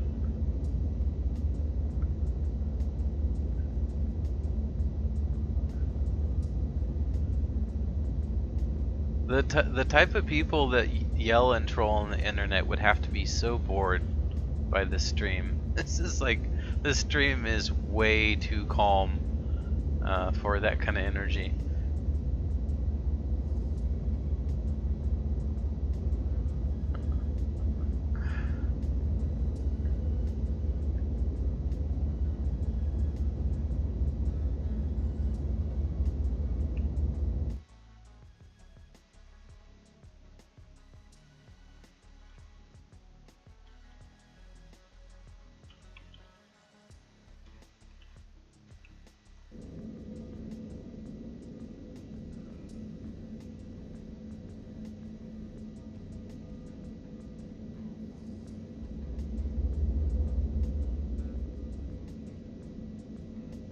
Caps look more official.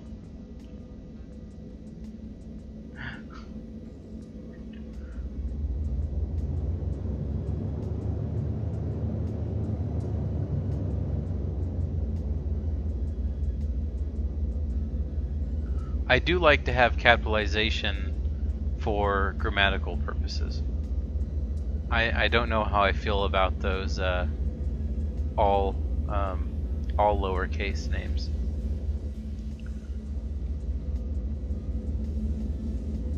I'm suspicious of those.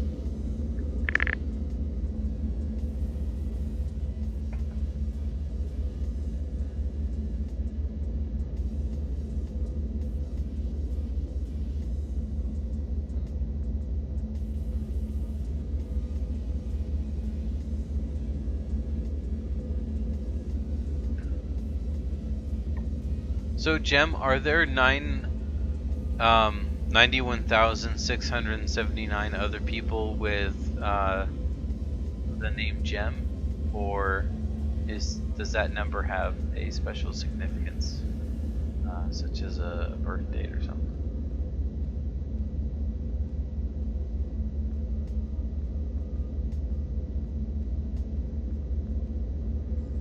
Well, Bunsen, I could never not like you.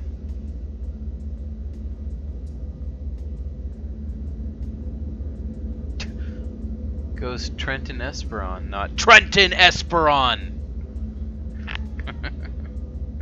Or Trenton Esperon. It's your birthday? What?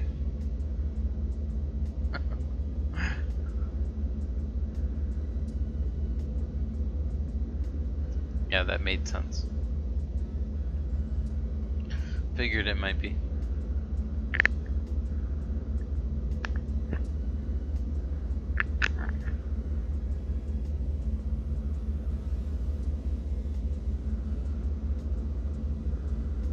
I'll take it from here.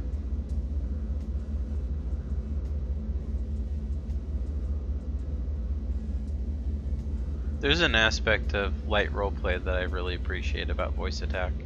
It's genuinely convenient if you have a setup like a HOTAS or HOSAS or whatever. But like I've got a bind for All Stop. I need one.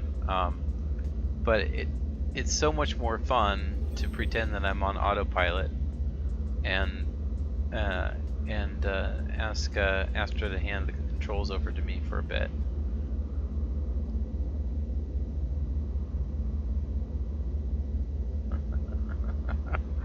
Oh. Now we all know how old Jim is. Super, super, super old. Deploy landing gear. Gear down.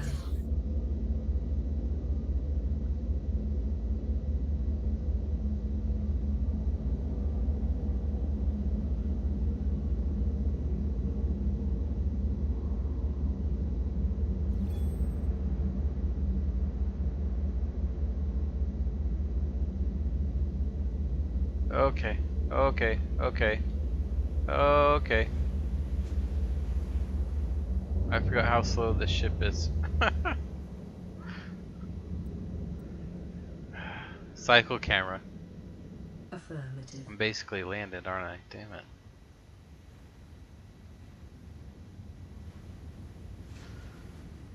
So, what are the perks of the Imperator subscriber now? What do you get with that? Because they changed them recently, didn't they? Be a little closer.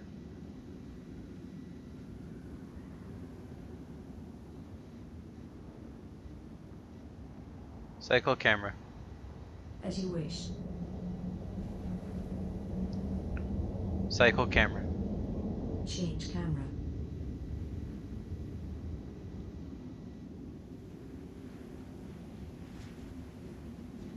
There we go. That's what I wanted.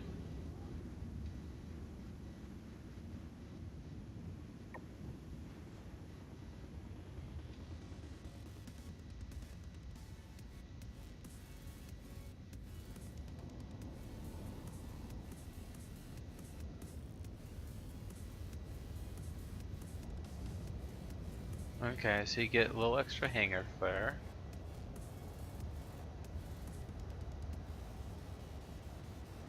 Oh, skins, cool.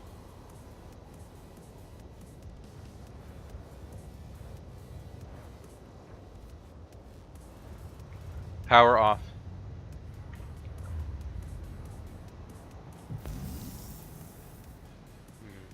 Actually, ready systems.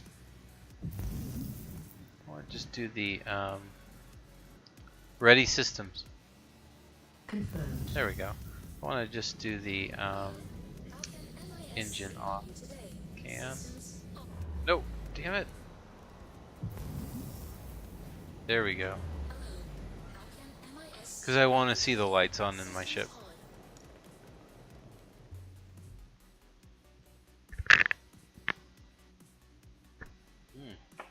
Damn it, I'm out of alcohol. I'm going to need more here in a second.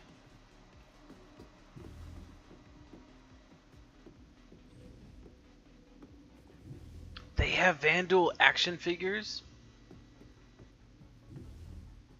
Okay, let me reveal my nerdiness for a second.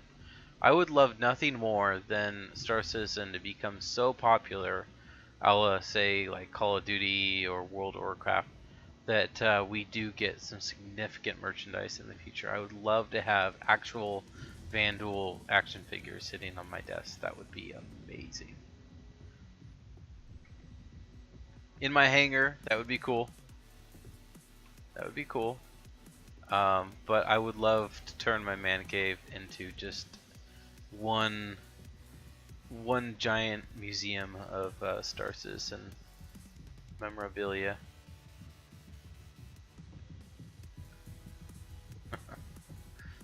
Nerd alert.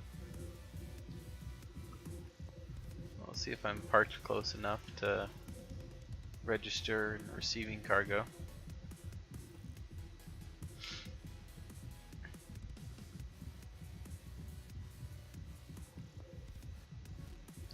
comes a Mustang. Oh shit, I left my door open. Yes, leave it open, yes. Are you stream sniping me? Are you gonna steal my ship?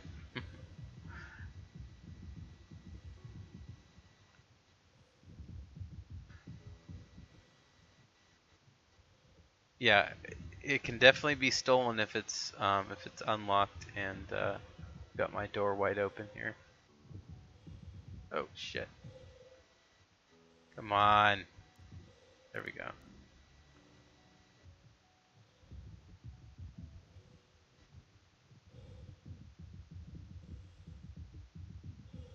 Wait, there are already figures? Okay, tell me more about this. Post links in chat. I need to know everything that Bunsen knows about Star Citizen action figures right now.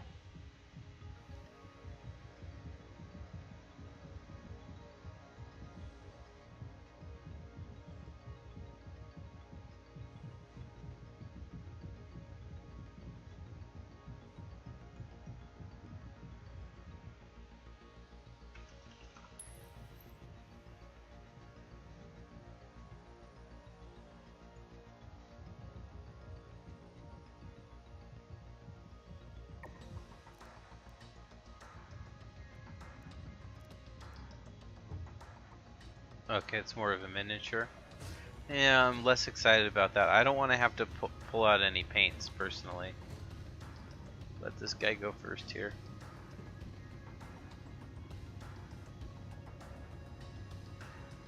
Be cool if we could see what was on the screen.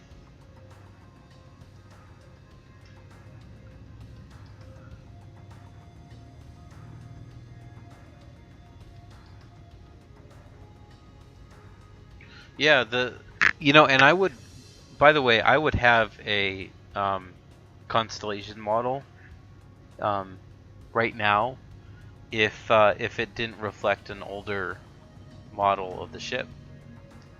The only thing that's kept me from being interested in the model they do sell is that it's I think it's from the original concept. It's just not the same it's not the same Connie.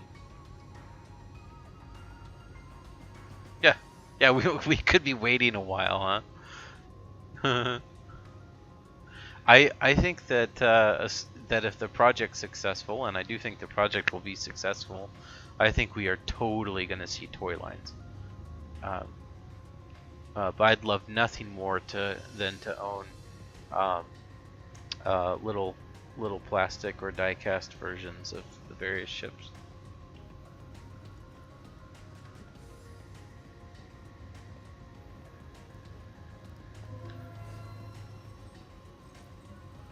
Alright. Let's buy some cargo.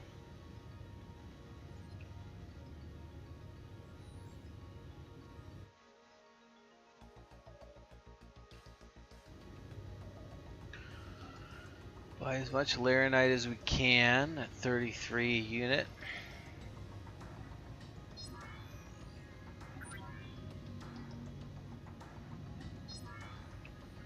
And oh, we can buy some more. So let's buy some more. Oh, it didn't take the first time, I see. There we go. Yeah, now I can't buy any more. Alright, we'll buy some barrel. Price is right.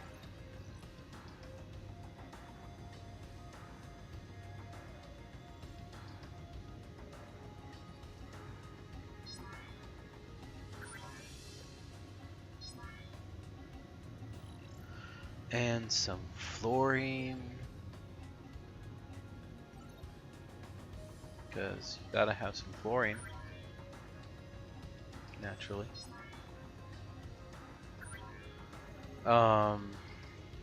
And some titanium.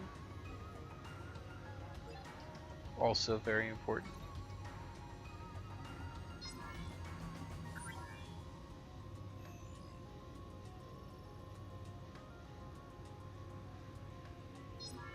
Oh, they're discontinuing Hangar Flare. What are they gonna do instead?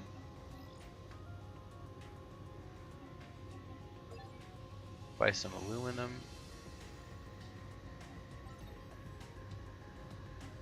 And that does it.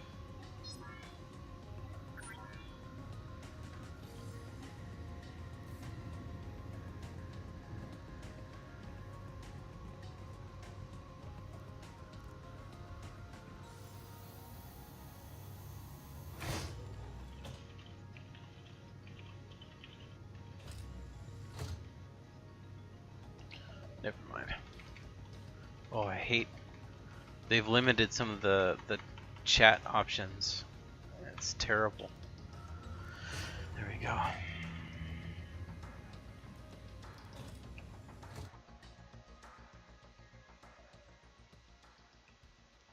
Yeah, the Benny's was probably the best hanger flare ever, and probably always will be.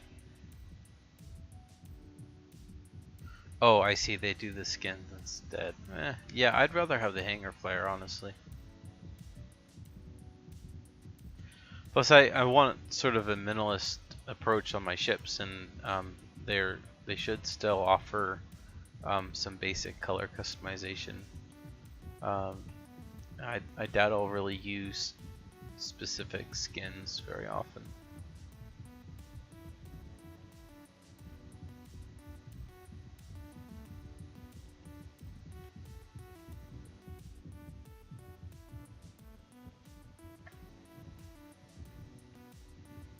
Come on.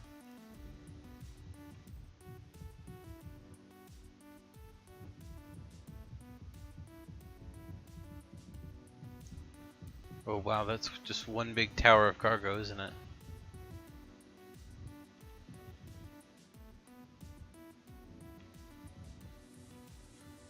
Come on, let me close my door.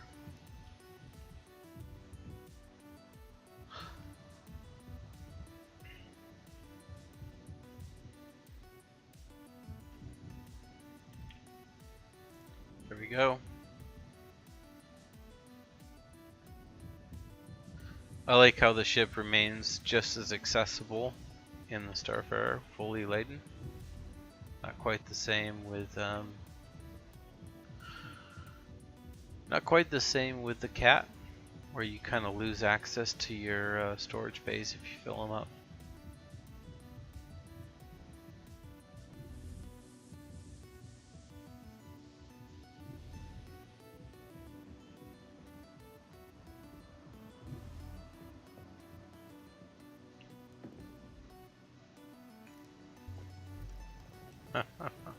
Yeah, I mean that would be a really fun one to give away on the stream, and I'm just too fucking greedy to ever give that up.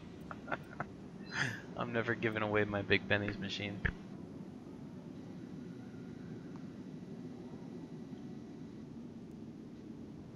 Engines off. Engines on.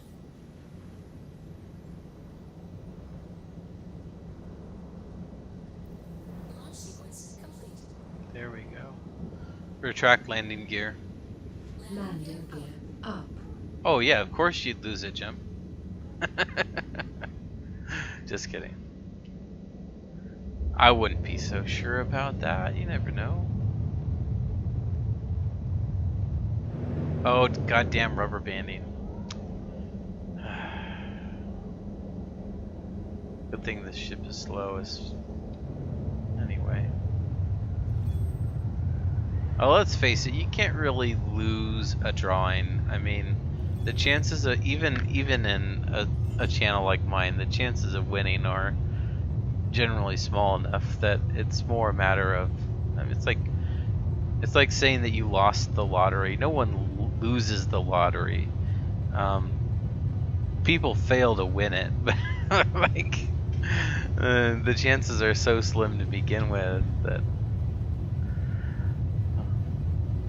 Anyway, I gotta go get another drink. I'll be right back, fellas.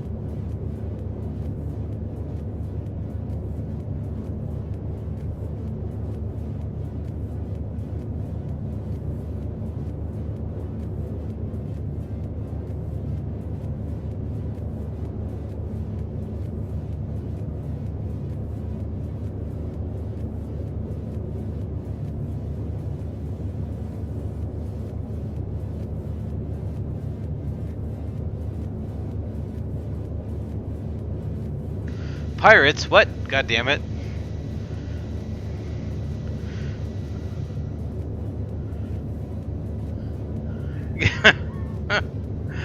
Oh, you guys. Alright. Map. I'm back, by the way. Map. Why aren't you working? Display it now. Stand by. Disabling monoglass. Open map. Why isn't it working? Full spot. Full stop. Huh. Open Mobiglass.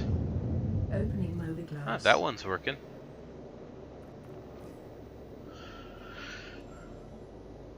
What ifs? Close map. There we go.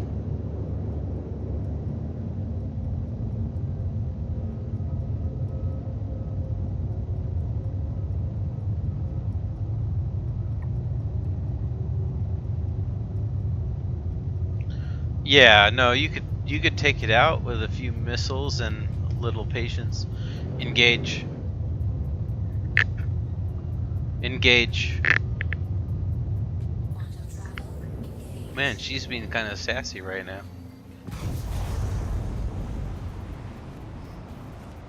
I sure got taken apart fast enough in my cat one night, and I think I was being attacked by an Avenger or similar ship. Deploy landing gear. Lowering gear.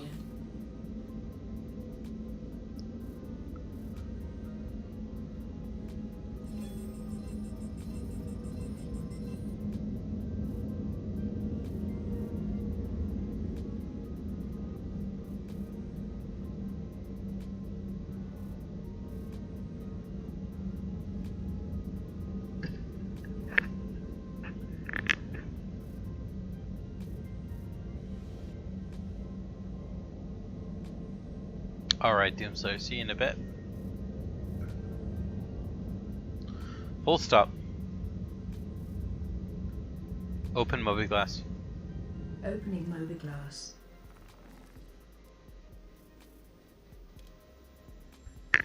Please proceed to assigned landing bay. Close Mobiglass. Acknowledged. No, I wasn't even torpedoed by this person. I was just shot down. So different night. Yeah, I've also been torpedoed in my cat as well.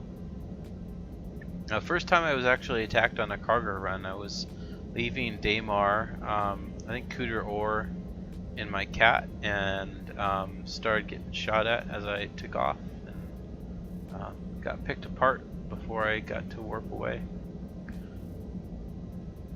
Land. Land. Oh, for God's sake. She is not cooperating, is she? Land. There we go. I mean, it works, it just doesn't work often enough.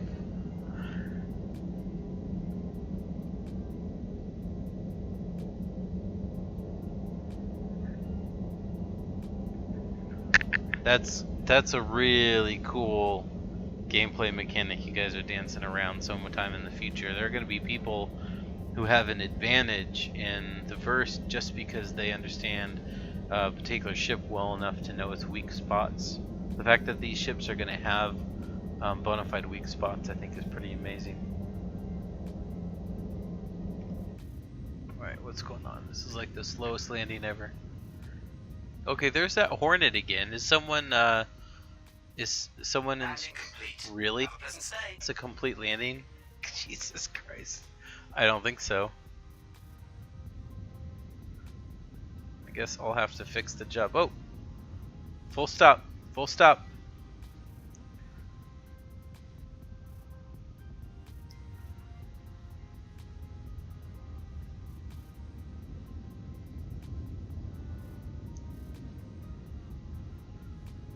That was the worst landing ever.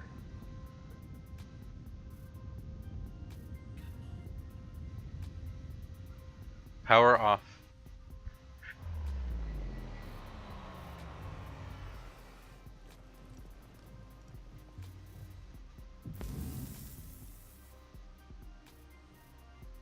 Yeah, I love that this game's gonna have that kind of detail.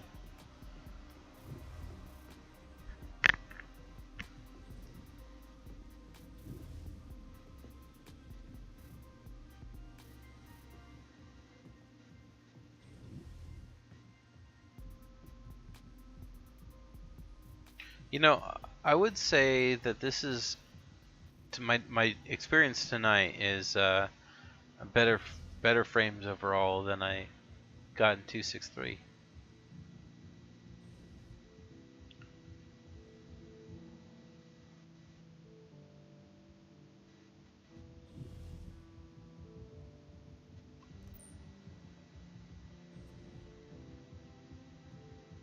Shouldn't have actually turned my power off.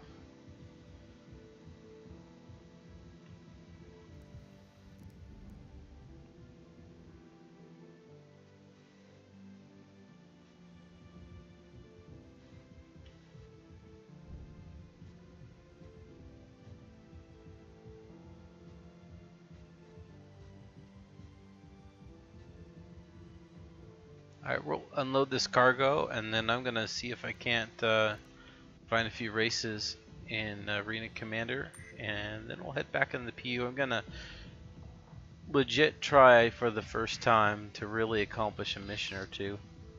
I'll probably start off easy and do like the PI mission, but then I'll branch out from there a bit until it's time to end the stream.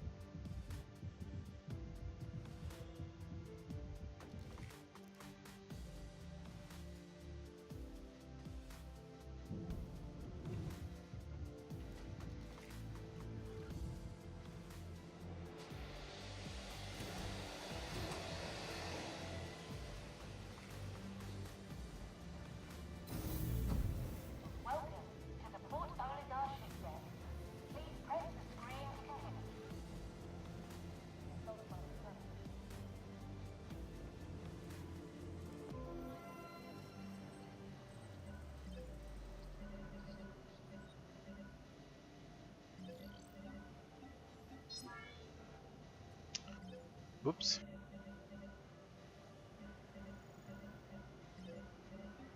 Right. Hey, Rough Galaxy, how you doing?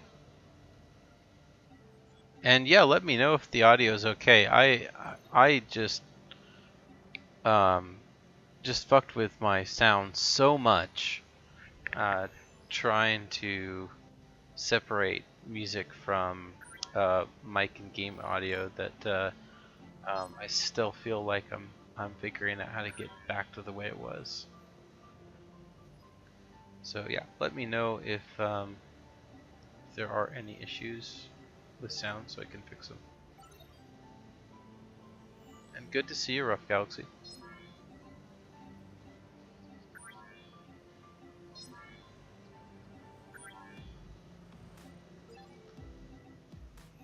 So the sad truth is I've now made so much money in this particular patch that I don't even really know how much I'm making selling these. I know that I'm making a profit, but I don't really know how much profit. I don't really care. It's just funny money at this point. Obviously, things are a little out of balance with cargo. I'm a bit quiet. Okay. Well, as long as the balance is okay, right? Because I figure people can adjust their volume. But if I'm quiet compared to the game or the music, let me know. All right. I am going to see if I can't find a race.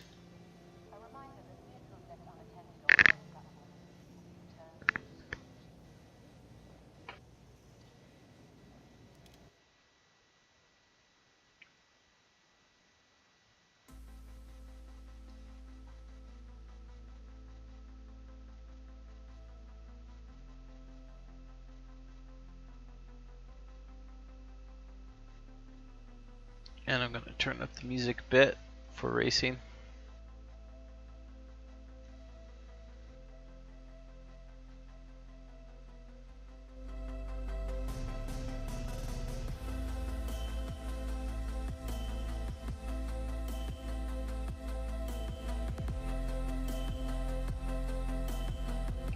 Yeah, I'm wearing a headset. I don't have a separate mic. I will do eventually. That's the one thing I've discovered that I would appreciate, is having those things separate.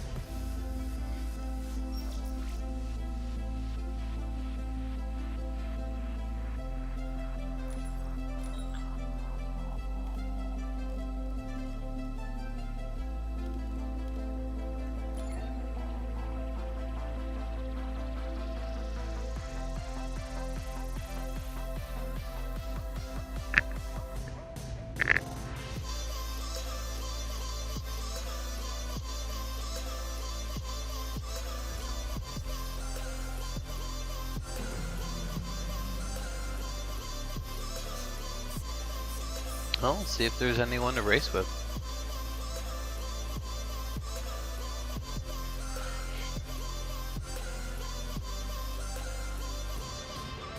One of the racers started a Discord, so it's really easy during the day for me to get matches with a bunch of folks, but most of those guys are asleep right now.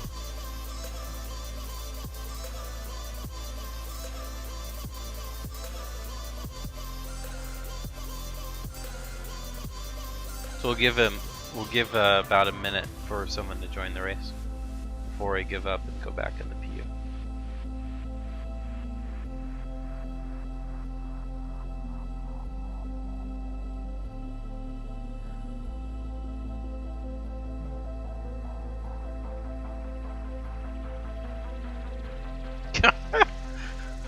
Tell us how you really feel, Bunsen. But you're so right. I couldn't imagine buying a TV these days without planning on a speaker set to go with it.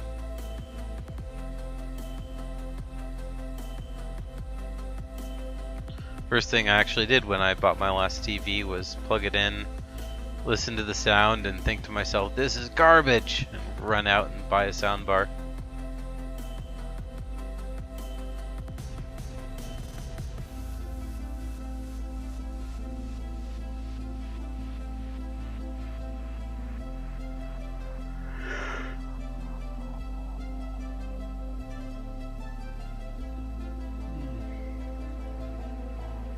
Oh, bummer, no one's racing tonight.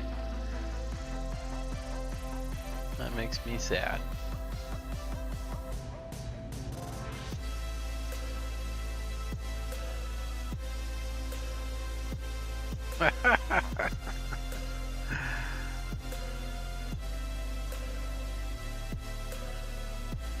Okay. Well, I won't make everyone wait. It's a bummer though. I'll probably try again later.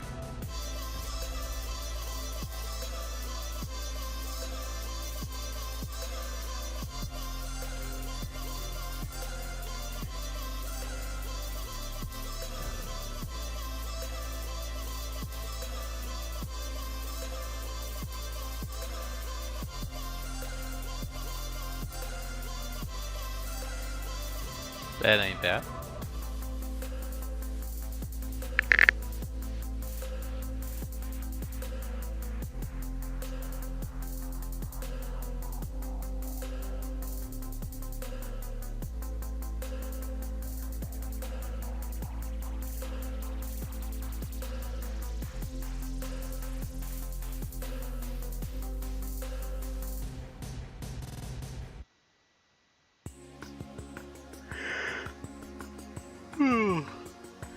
Excuse me.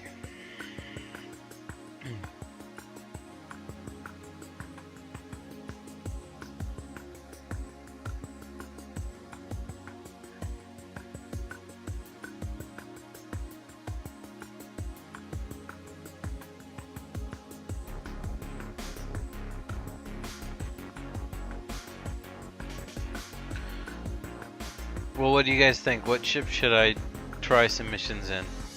Any recommendations or requests?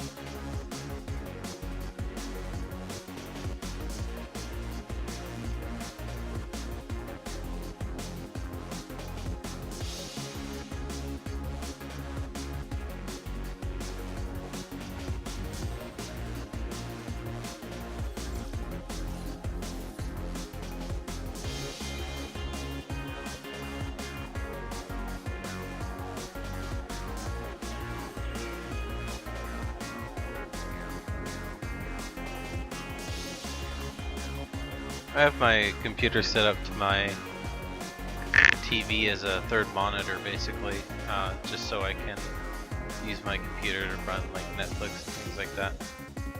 Run missions in an Aquila? Okay. Sure.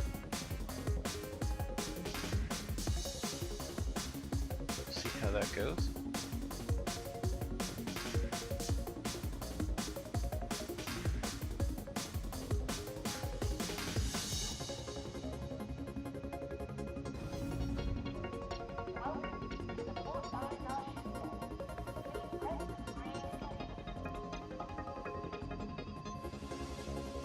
Oh, I need to finally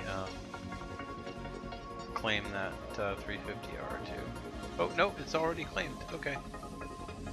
Never mind. Claim that then. I guess it does work, even when I say it's not. Says it's not. Okay. Here we go. Run the missions in and I kill it. Your ship has been delivered to the following landing pad.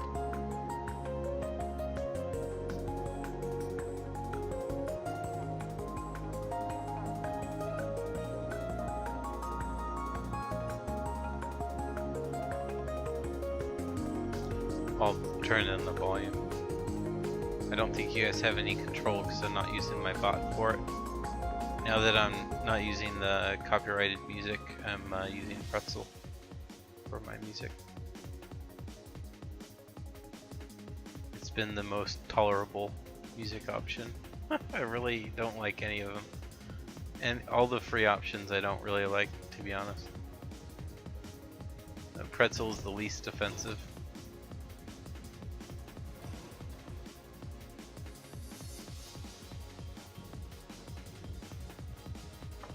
I still might do some streams now and then featuring copyright music.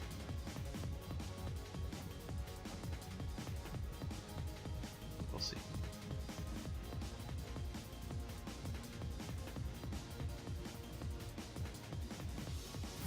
It's like a little Connie party out there.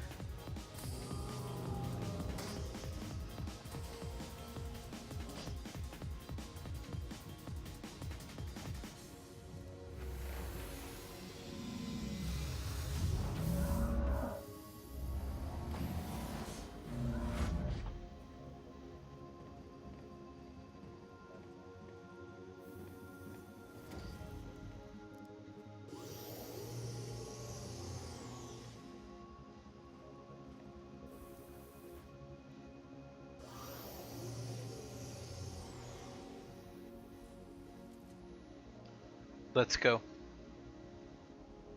Ready systems. Confirmed. Wait, I'm damaged already? What the hell?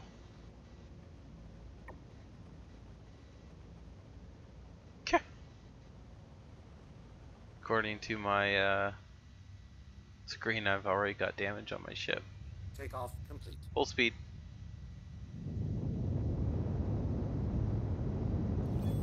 Landing gear raised. Retract landing gear. Retracting landing gear. There we go.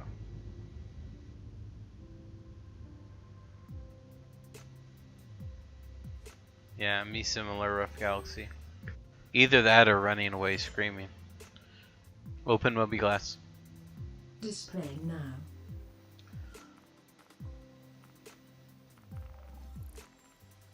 Alrighty. Can I do Lost in Space? What's this? An ECN relay in your sector has received an emergency signal broadcast from a ship in distress.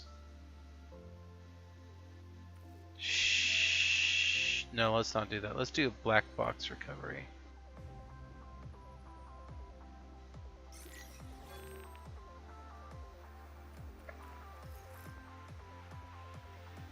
Close Moby Glass. Closing Moby Glass.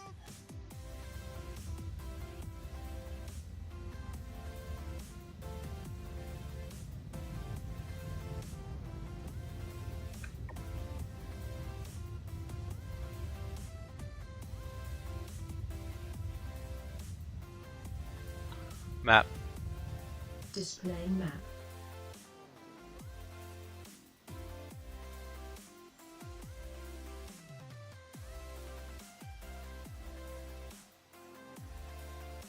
Okay, I don't get the... Acknowledged. Can I just warp to it? How do I actually know where this thing is? That's what I want to know. Map. Displaying map. Oh, okay, there it is. I see it. Okay, I just needed to zoom out. I was being a pill, sorry. Engage. Engage. Bottom drive is now on. See, I've never really done mission running before. I tried one mission one other time back in PTU. I don't remember it very well. It did not go well. This is all new to me.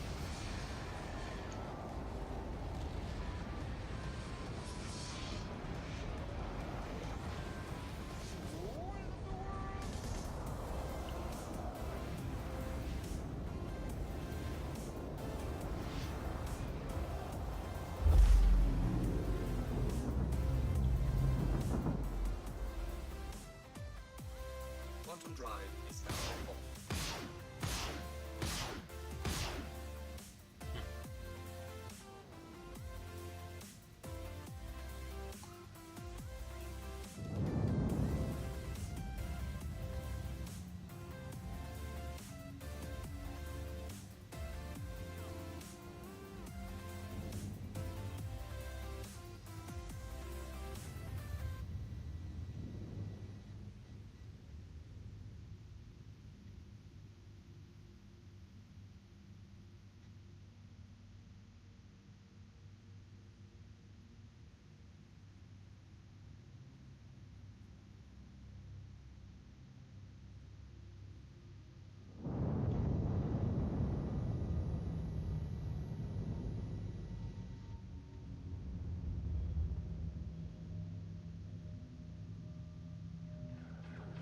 Of course.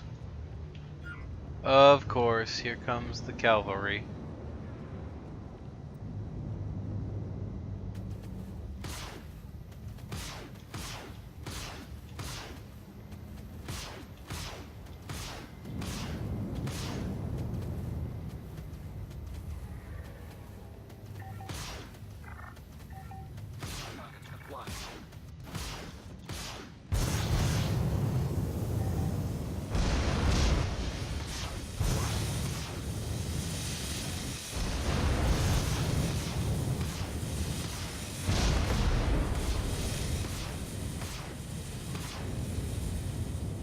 Alright, there's one.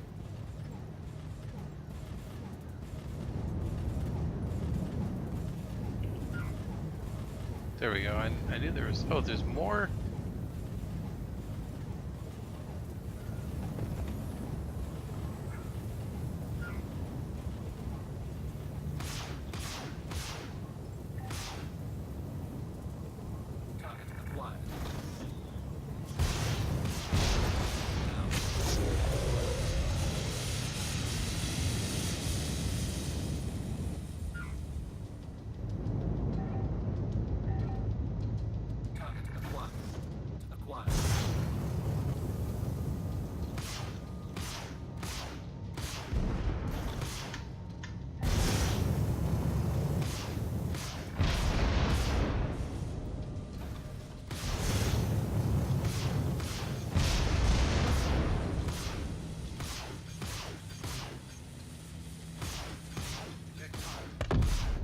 Yay, I'm doing pretty well.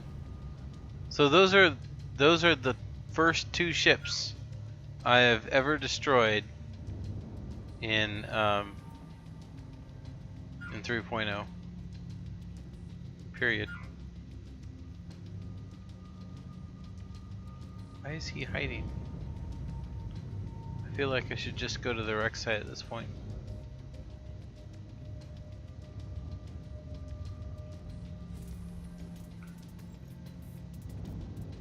Well, thanks, Bunsen, for the recommendation. Those missiles are helpful. Power off.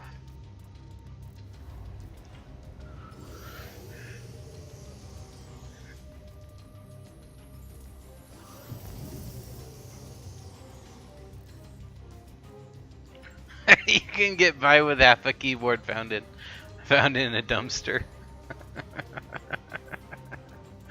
Oh man.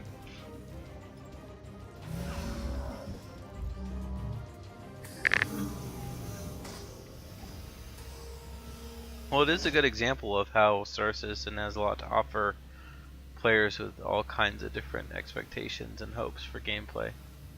That's for sure. Oops, what am I doing? There's my Connie. There's the wreck. Okay.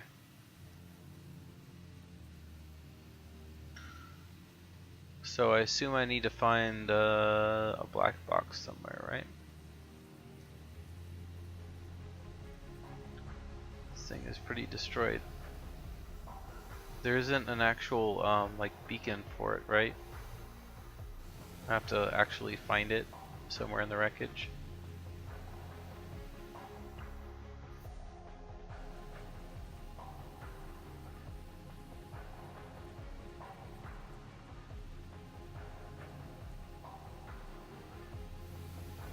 Maybe in there.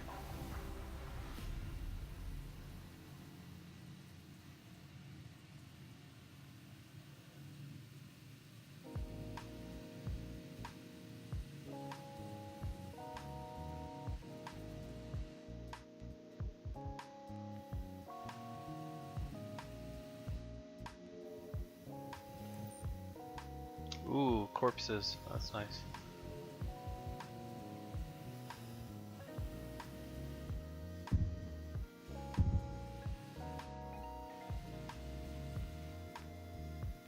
Alright, doesn't look like all.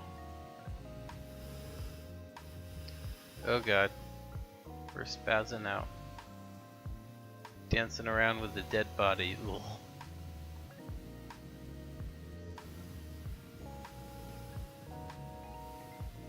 Okay, so probably not there. Maybe here?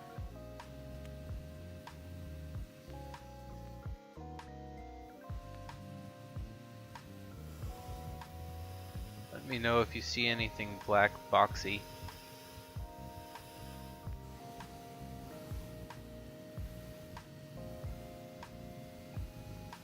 Oh god damn it. What's even happening? What's happening?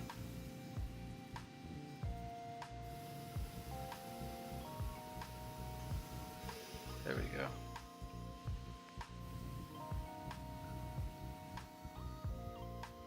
Oh wait, is that it?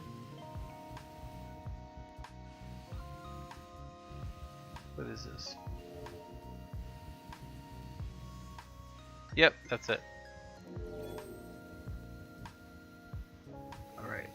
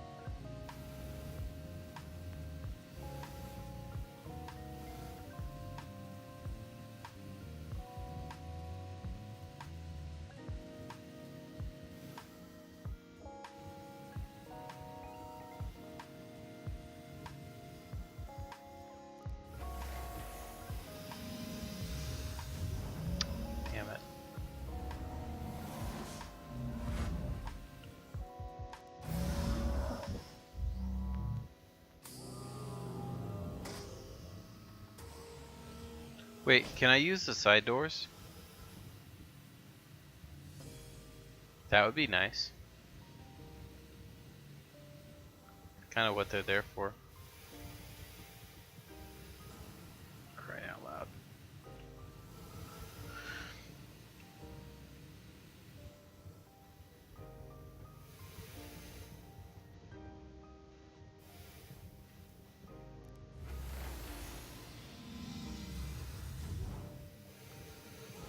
This route is definitely not working so well. Let's see if I can use those side doors.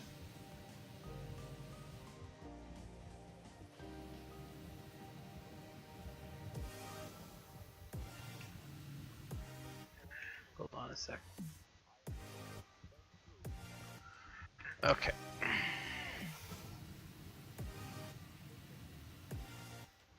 Can I? Yes. See, I had no idea. I've never seen this before. That's awesome. Although my ship looks bugged as hell inside. There we go.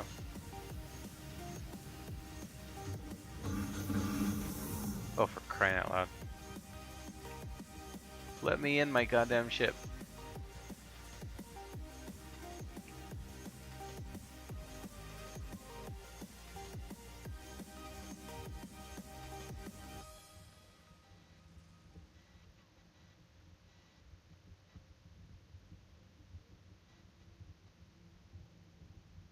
Alright, what's going on here? It's like I've lost control. But I don't know why.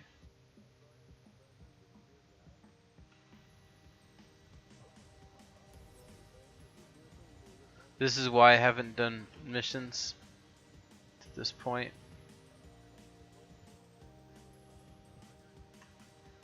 Looks like I'm just floating in space now.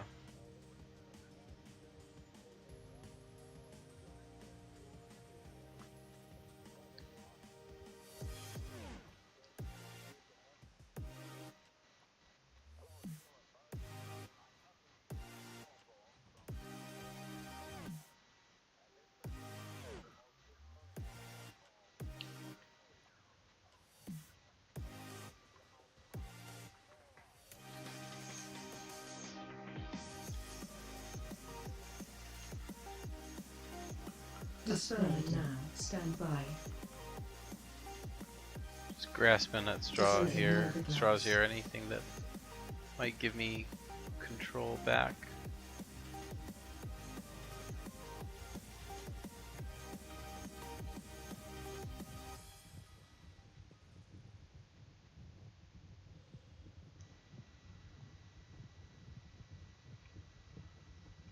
What's going on? Seriously, do you think I'm walking? Is that what's going on here?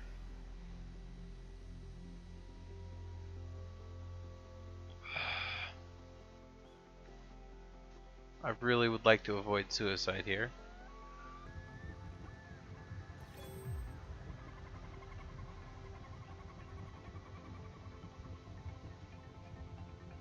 Why is the world spinning?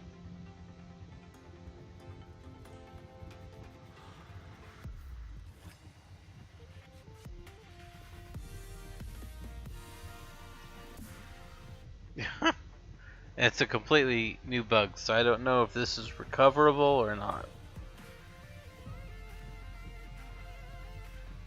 No idea.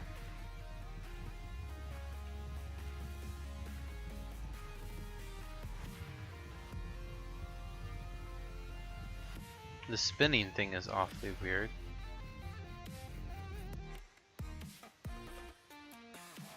Alright, I'm gonna suicide.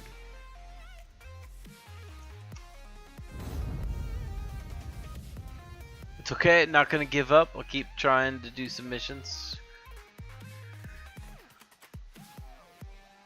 Oh, now you tell me. That was a good idea though. I've heard that the emotes can kick you out of those bugs sometimes. I'll try that next time.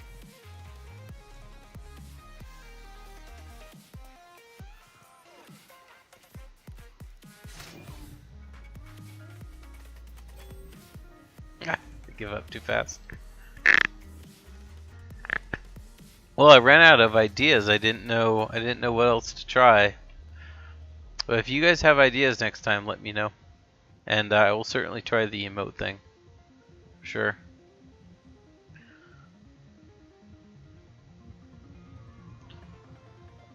Alright, any ship request? We'll need to give the Connie a chance to be returned, claimed.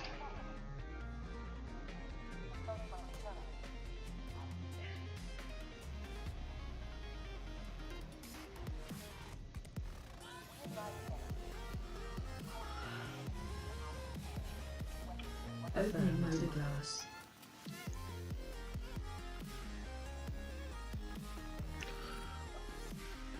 Okay.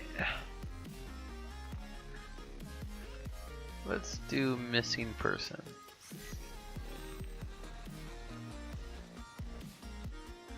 Opening motor glass.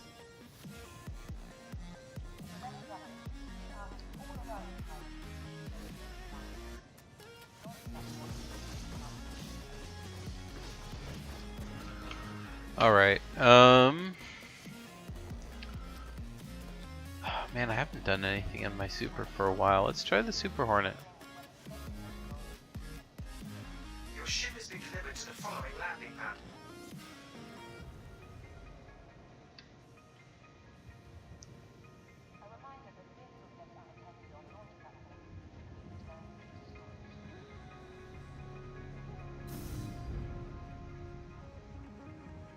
Looking forward to going back and catching the dev talk on Jaylee's channel later. I only caught a few minutes of it.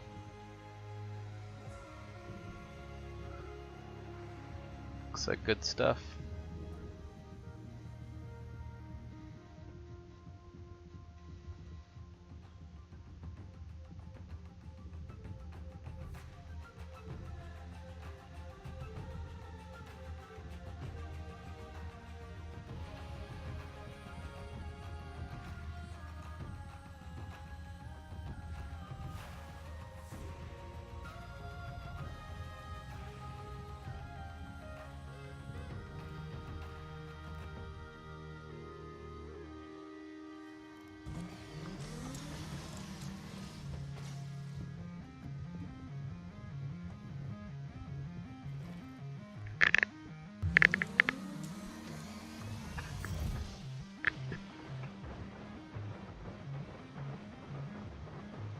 Systems ready.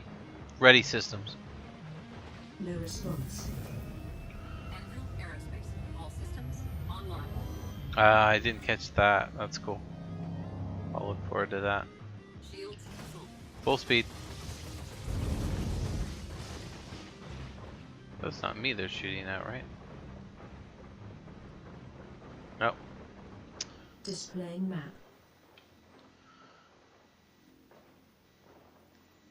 Looks like I can go back to my Connie and finish the mission. Acknowledged. Engage. Quantum drive is now on. Oh man, he got his car stolen. Jeez. Bummer.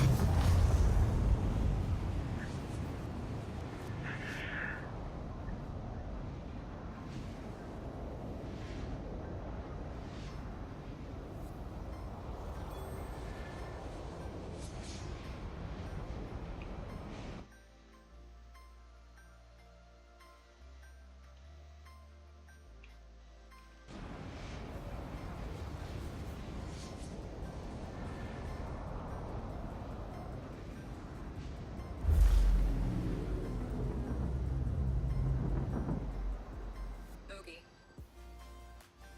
Quantum drive is now off. Landing gear deployed. Retract landing gear. Landing gear raised.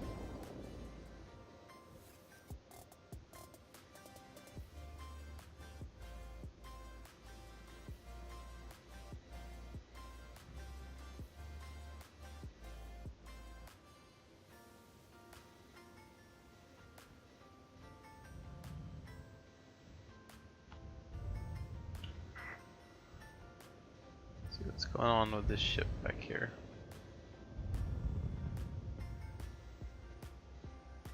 Looks like it's bugged.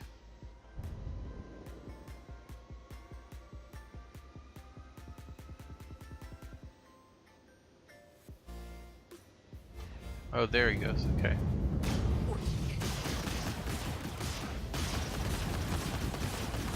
Die!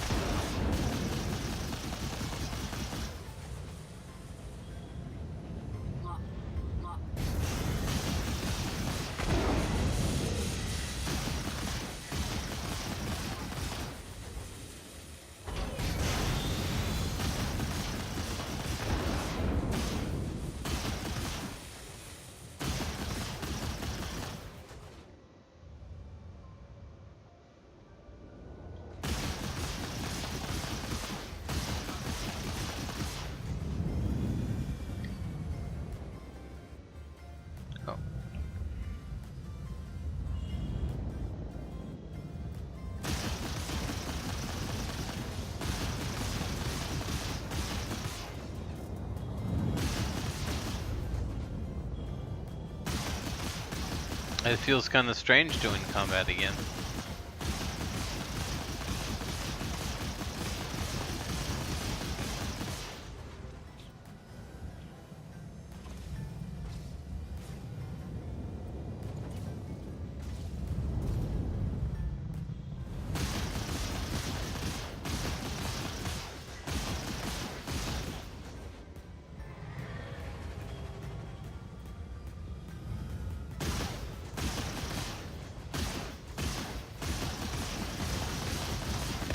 There we go. Wow, 3 ships I've destroyed now.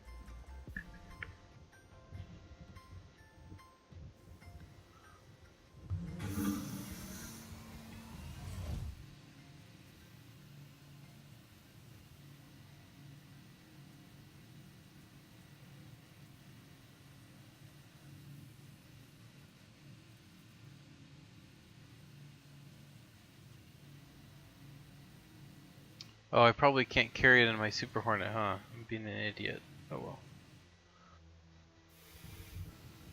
Maybe I'll take the Connie.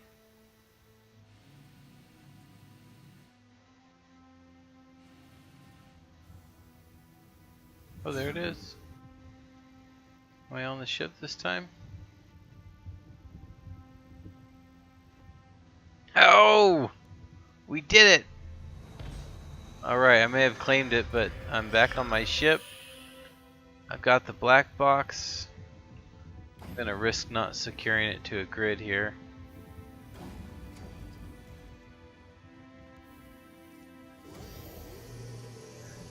Gonna take the Connie back to the delivery site, hopefully.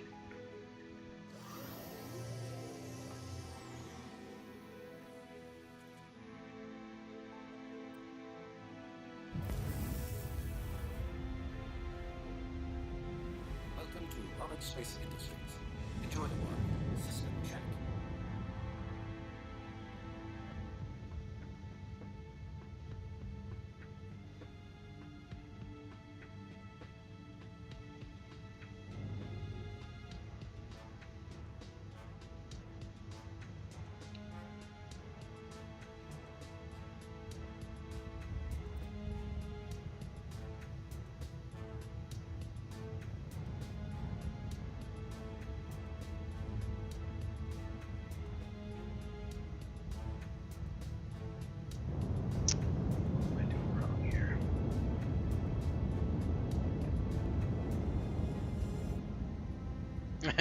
You might pass out a little. Not a lot though, right? Just a little bit. Alright, where am I going? I'm trying to find that marker. See what it is, but it's like forever away.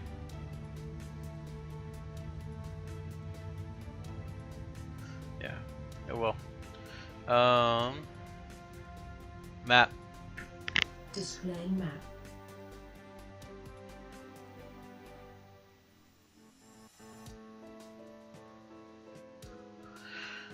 Displaying mobiGlass. Open mobiGlass. Affirmative. Stand by. Have you been up all night, Buns?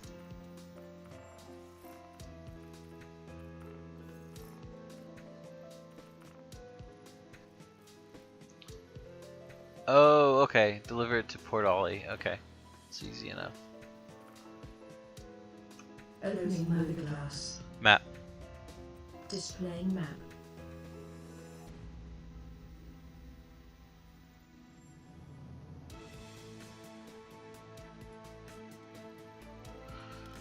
Close map. Holy crap, dude. That's a long time to be up.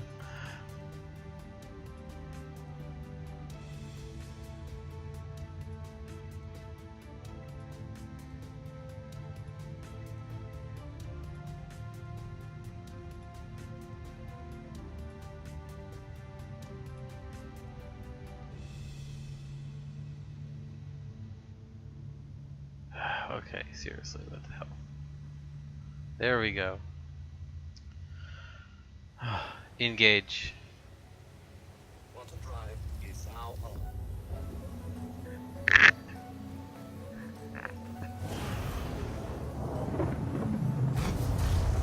It's crazy how little these missions pay compared to cargo. I just made like 150,000 profit on a cargo run in what, half hour? And now I'm gonna spend at least that amount of time risking life and limb fighting off pirates using 2 of my ships, and I'm gonna make what, 75 UEC? It's so ridiculous. The economy is way out of whack. Quantum drive is now off. Alright, deploy landing gear. The landing gear is down. Thank you. Locked. Open mobiGlass. Displayed now. There we go. Please proceed to sign landing bay. I guess, man. Jeez. Close mobiGlass. Closing mobiGlass.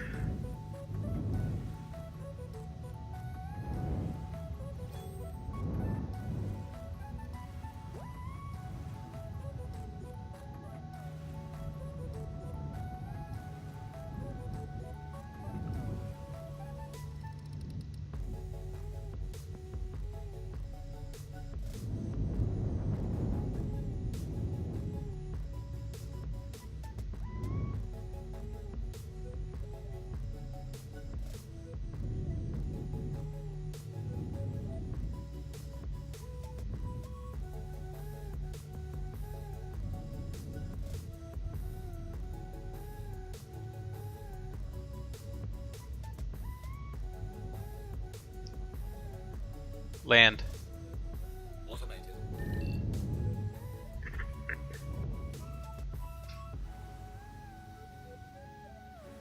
Landing complete.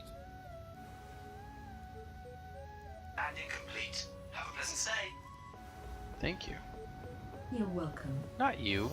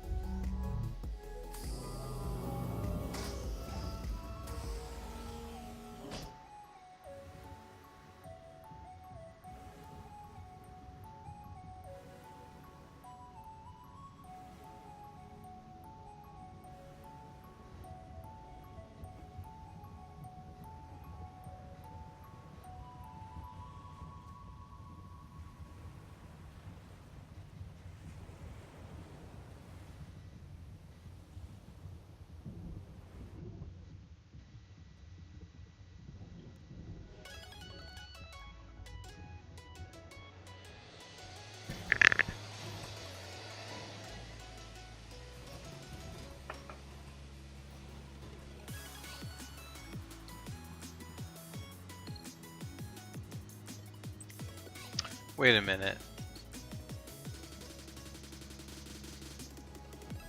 Is that my other? Do I have to open Mobiglass? Open Mobiglass. As you wish. I don't have to deliver it to a specific strut, do I? Disengage. Disobey Mobiglass.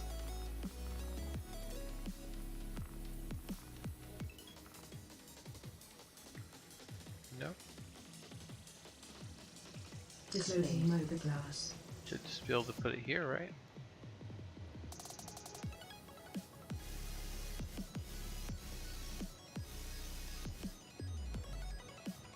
Oh, god damn it. I guess I had to drop it to open my Mobiglass.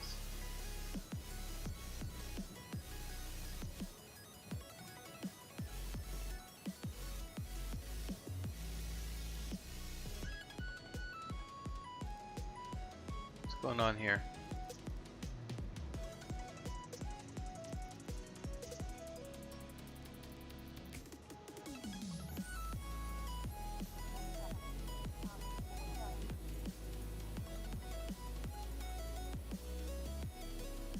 This is like totally not worth my time. Oh jeez.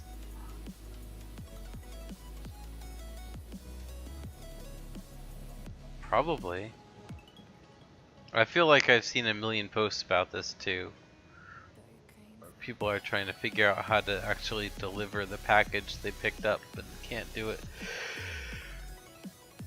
Alright, well, before I give up too easily, let me know if you guys have any ideas, but having never really tried this before, I haven't the foggiest clue what else to try. I've tried interacting with the delivery part of the counter, and I've tried interacting with the gentleman here.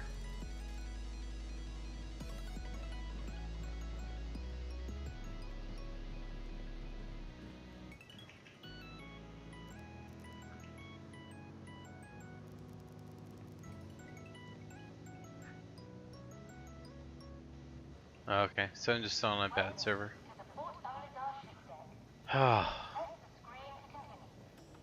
Well, that was fun. Actually, I mean, seriously, it was fun. I really enjoyed doing some combat for the first time in forever.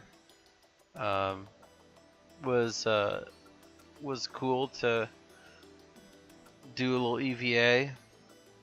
And I certainly don't need the money for the payoff of the mission, so no big deal. I'm gonna try to find a racer on the track, and if I can't, I'll hop in the pew and I'll try at least one more mission before I call it a night.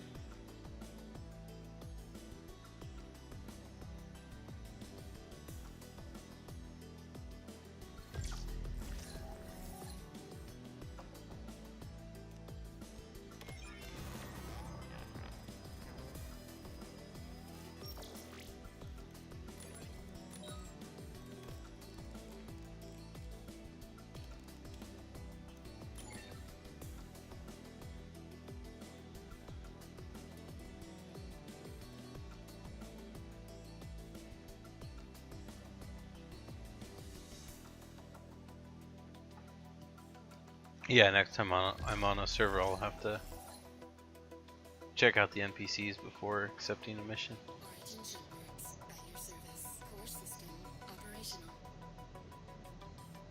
Same as before, give a couple minutes for someone to join me, and if not, I'll head back into the PU.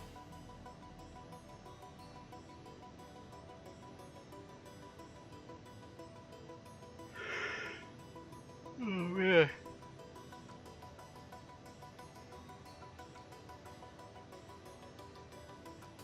I don't know how you do it, Bunsen. I'm thinking about wussing out at midnight here on the West Coast.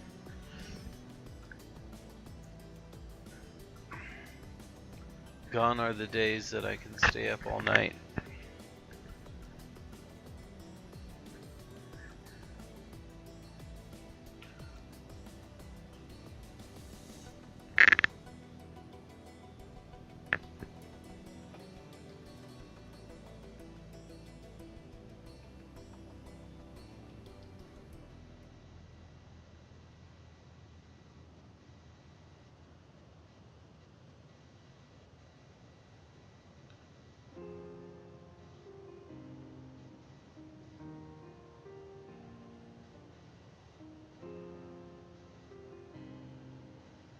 Damn. Okay.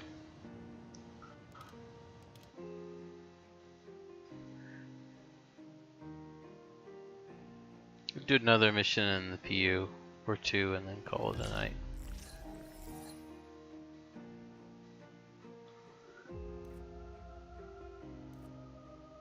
Ooh, that's the one thing they really need to get in sooner than later. I don't think they need to worry too much about adding play area. I think they need to worry about adding mechanics because they've got this huge play area now. There's no problem whatsoever with the amount of flyable space that they have.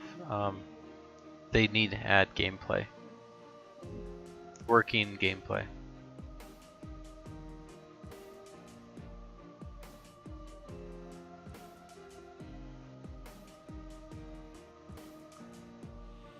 Sleeping. What are sleeping patterns? Well, for the non-Android among us, sleeping patterns are how we rejuvenate ourselves for the next day, how we prevent insanity, how we prevent irritability, especially with young children.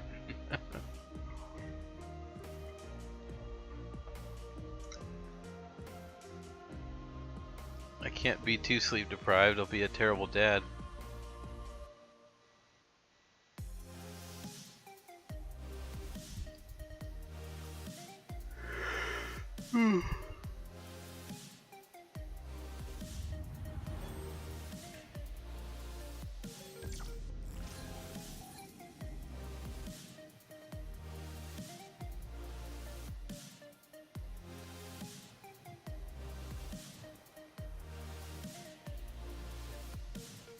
That boat has sailed.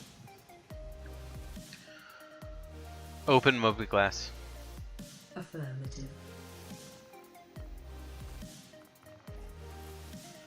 Okay. Oh, let's do a search for Aston.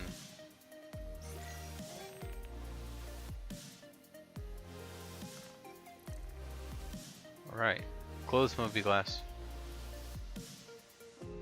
Close Moby Glass. Closing Moby Glass. Thank you.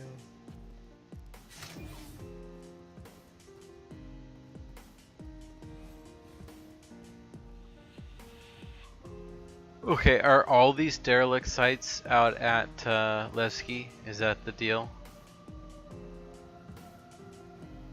And I will check the NPC before I get going. Make sure they're working.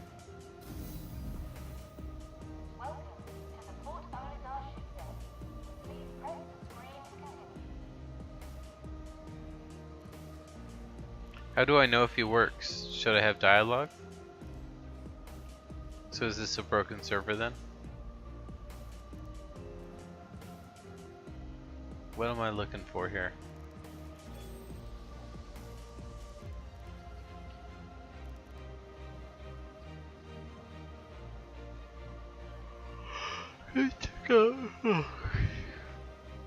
Check out his little room here.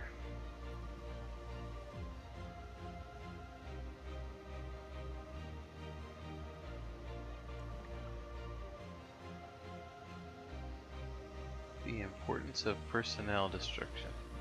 Okay, so I need to, okay, I will try a different server then.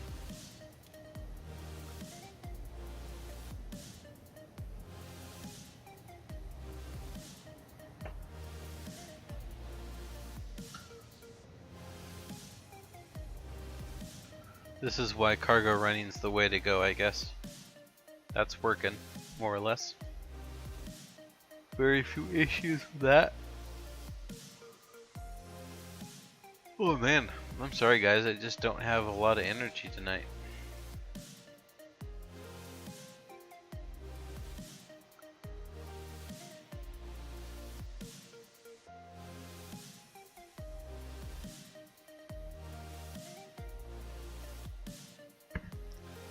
I will call it if I enter another server that doesn't work.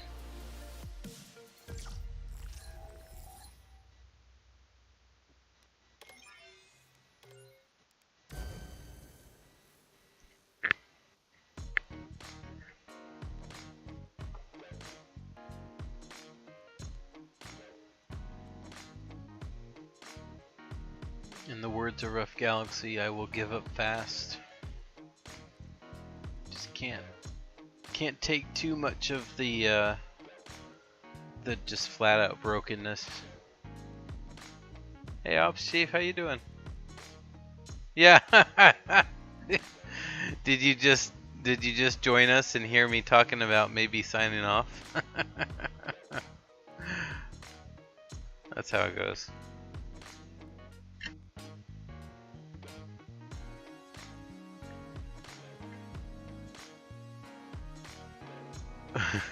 Good. Well, I'm not sure how to take that.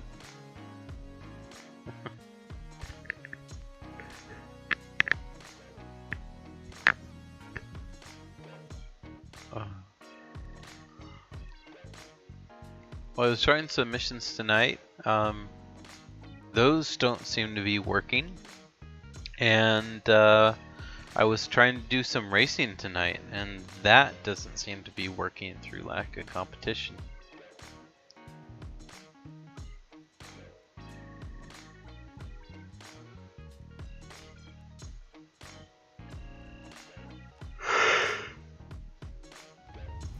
Oh my goodness.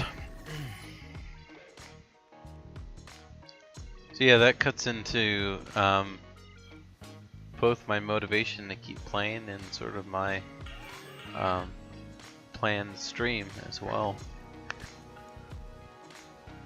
I gotta admit, after midnight, being a parent with the responsibilities I have, I really do need some motivation to keep going. And at a minimum, that motivation needs to be the game cooperating.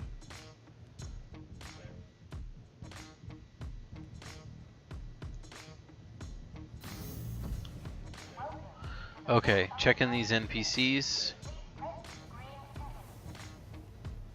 God damn it.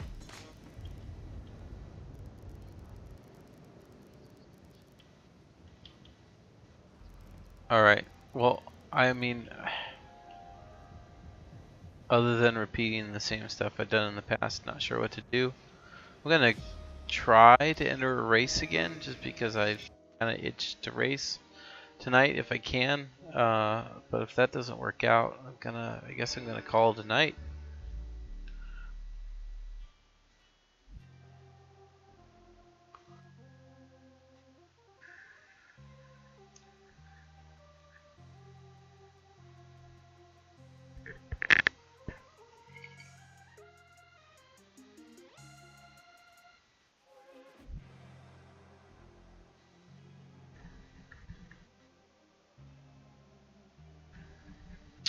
My daughter's up again. Hold on, guys.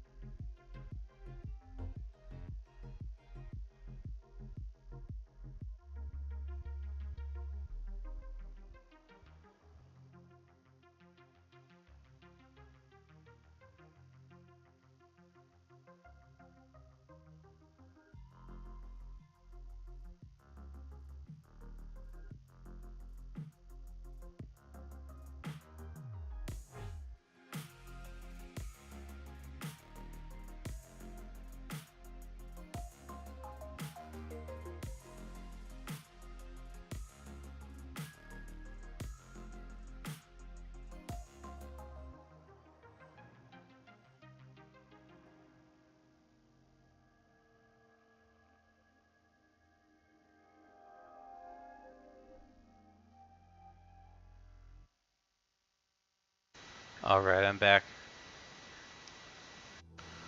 Let's try racing one more time.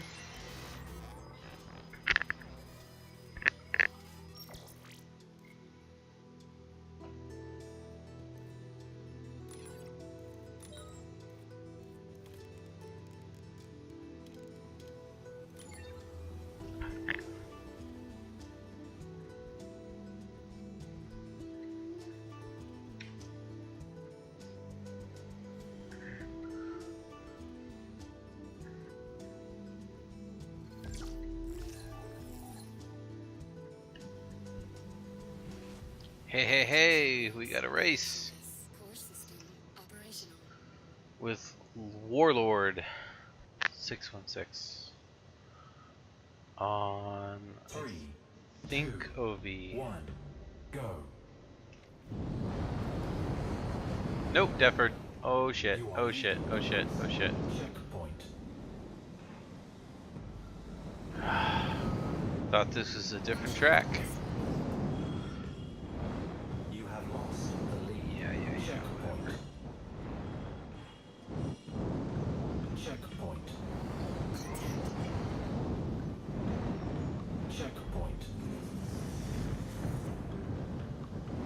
Checkpoint. This guy's not too slow. Checkpoint. Don't recognize the name, but he's gonna give me a run for my money if I don't do reasonably well here. I'm having a hard time getting handle on my throttle after being in the pew. Ah, god damn it. Stop.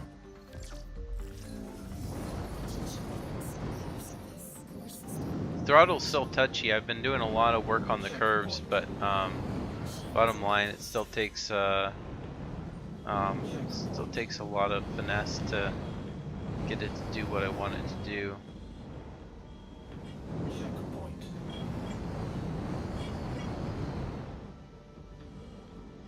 Probably doesn't help that I'm under the influence.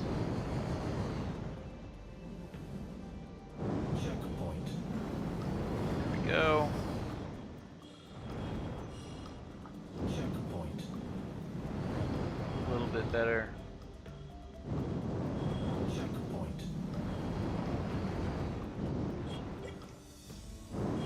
Checkpoint. Checkpoint. Checkpoint.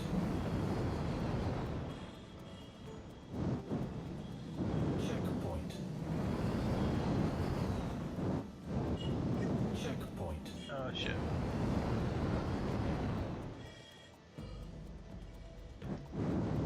Checkpoint.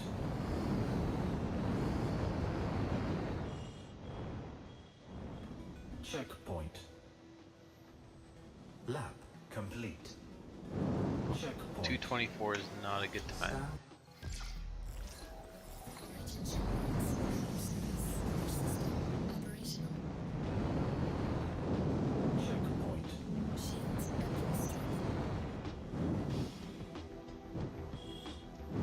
Checkpoint.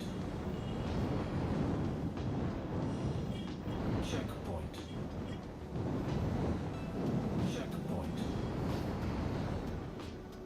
Checkpoint. Checkpoint. Checkpoint.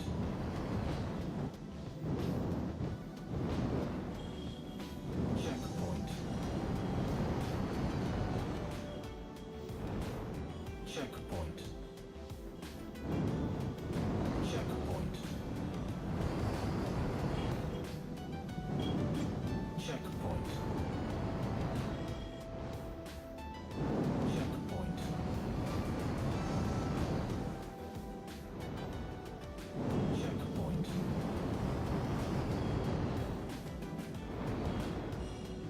Checkpoint.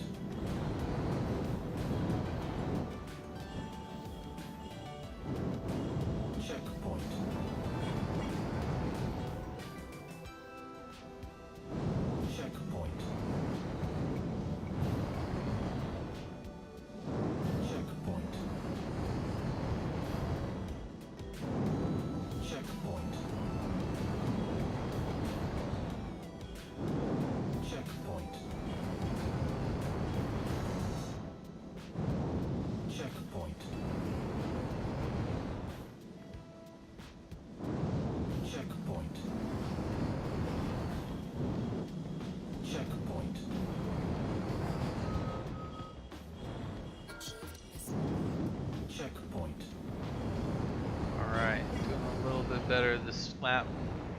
Checkpoint. Final lap. Checkpoint. Try to get under 2 minutes here. Checkpoint.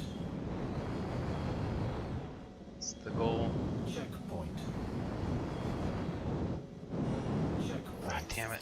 Ideally, I'd be pulling about 1:40 laps, but I'm just not there yet, unfortunately. Not even close.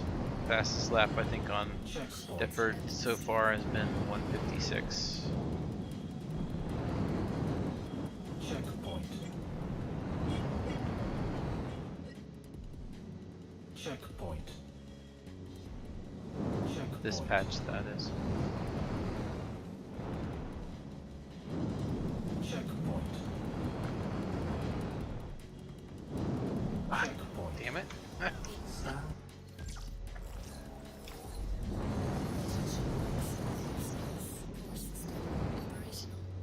Checkpoint.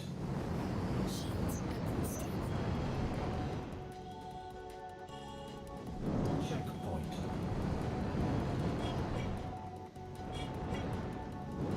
Checkpoint. Checkpoint. That was pointless.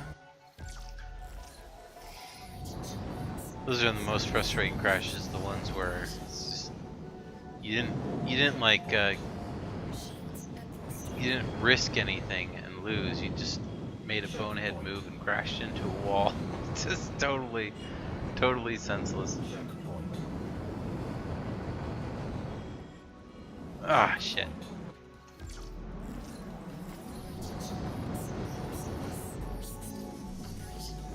Checkpoint.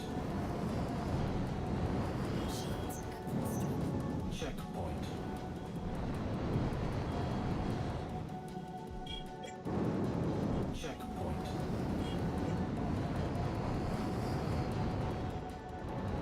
Checkpoint. Race complete. You have won the race.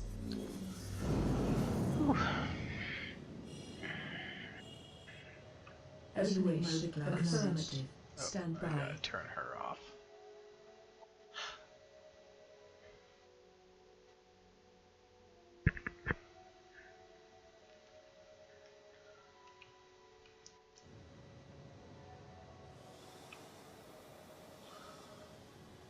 Yeah, Warlord's not bad.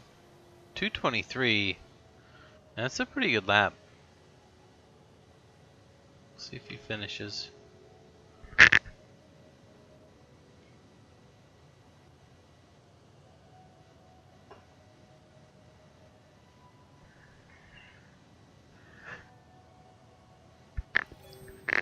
Yeah, he did.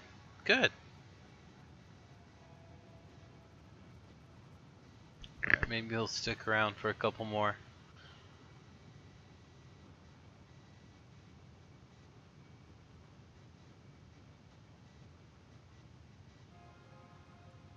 It's always nice to have some good competition.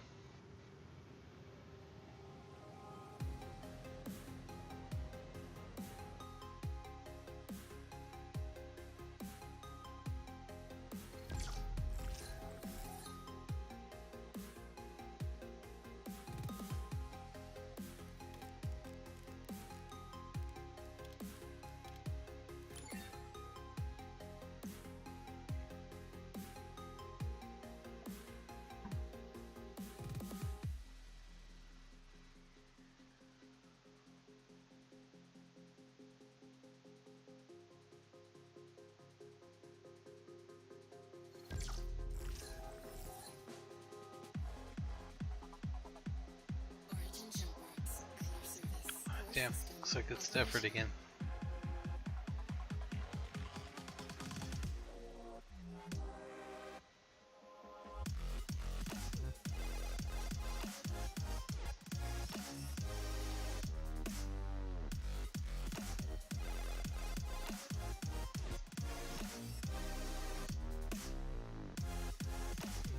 Maybe Warlord did not want to race again.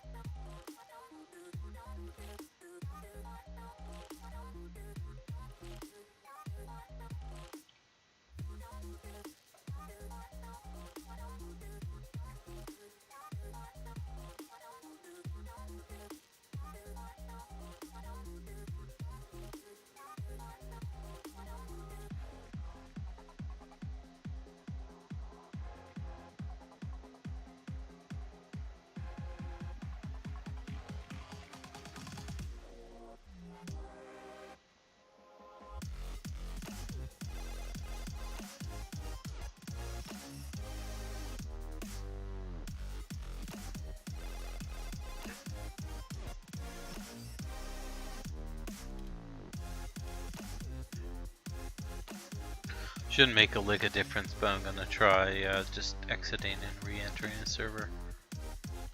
Maybe I'll select EU just to see if that makes a difference.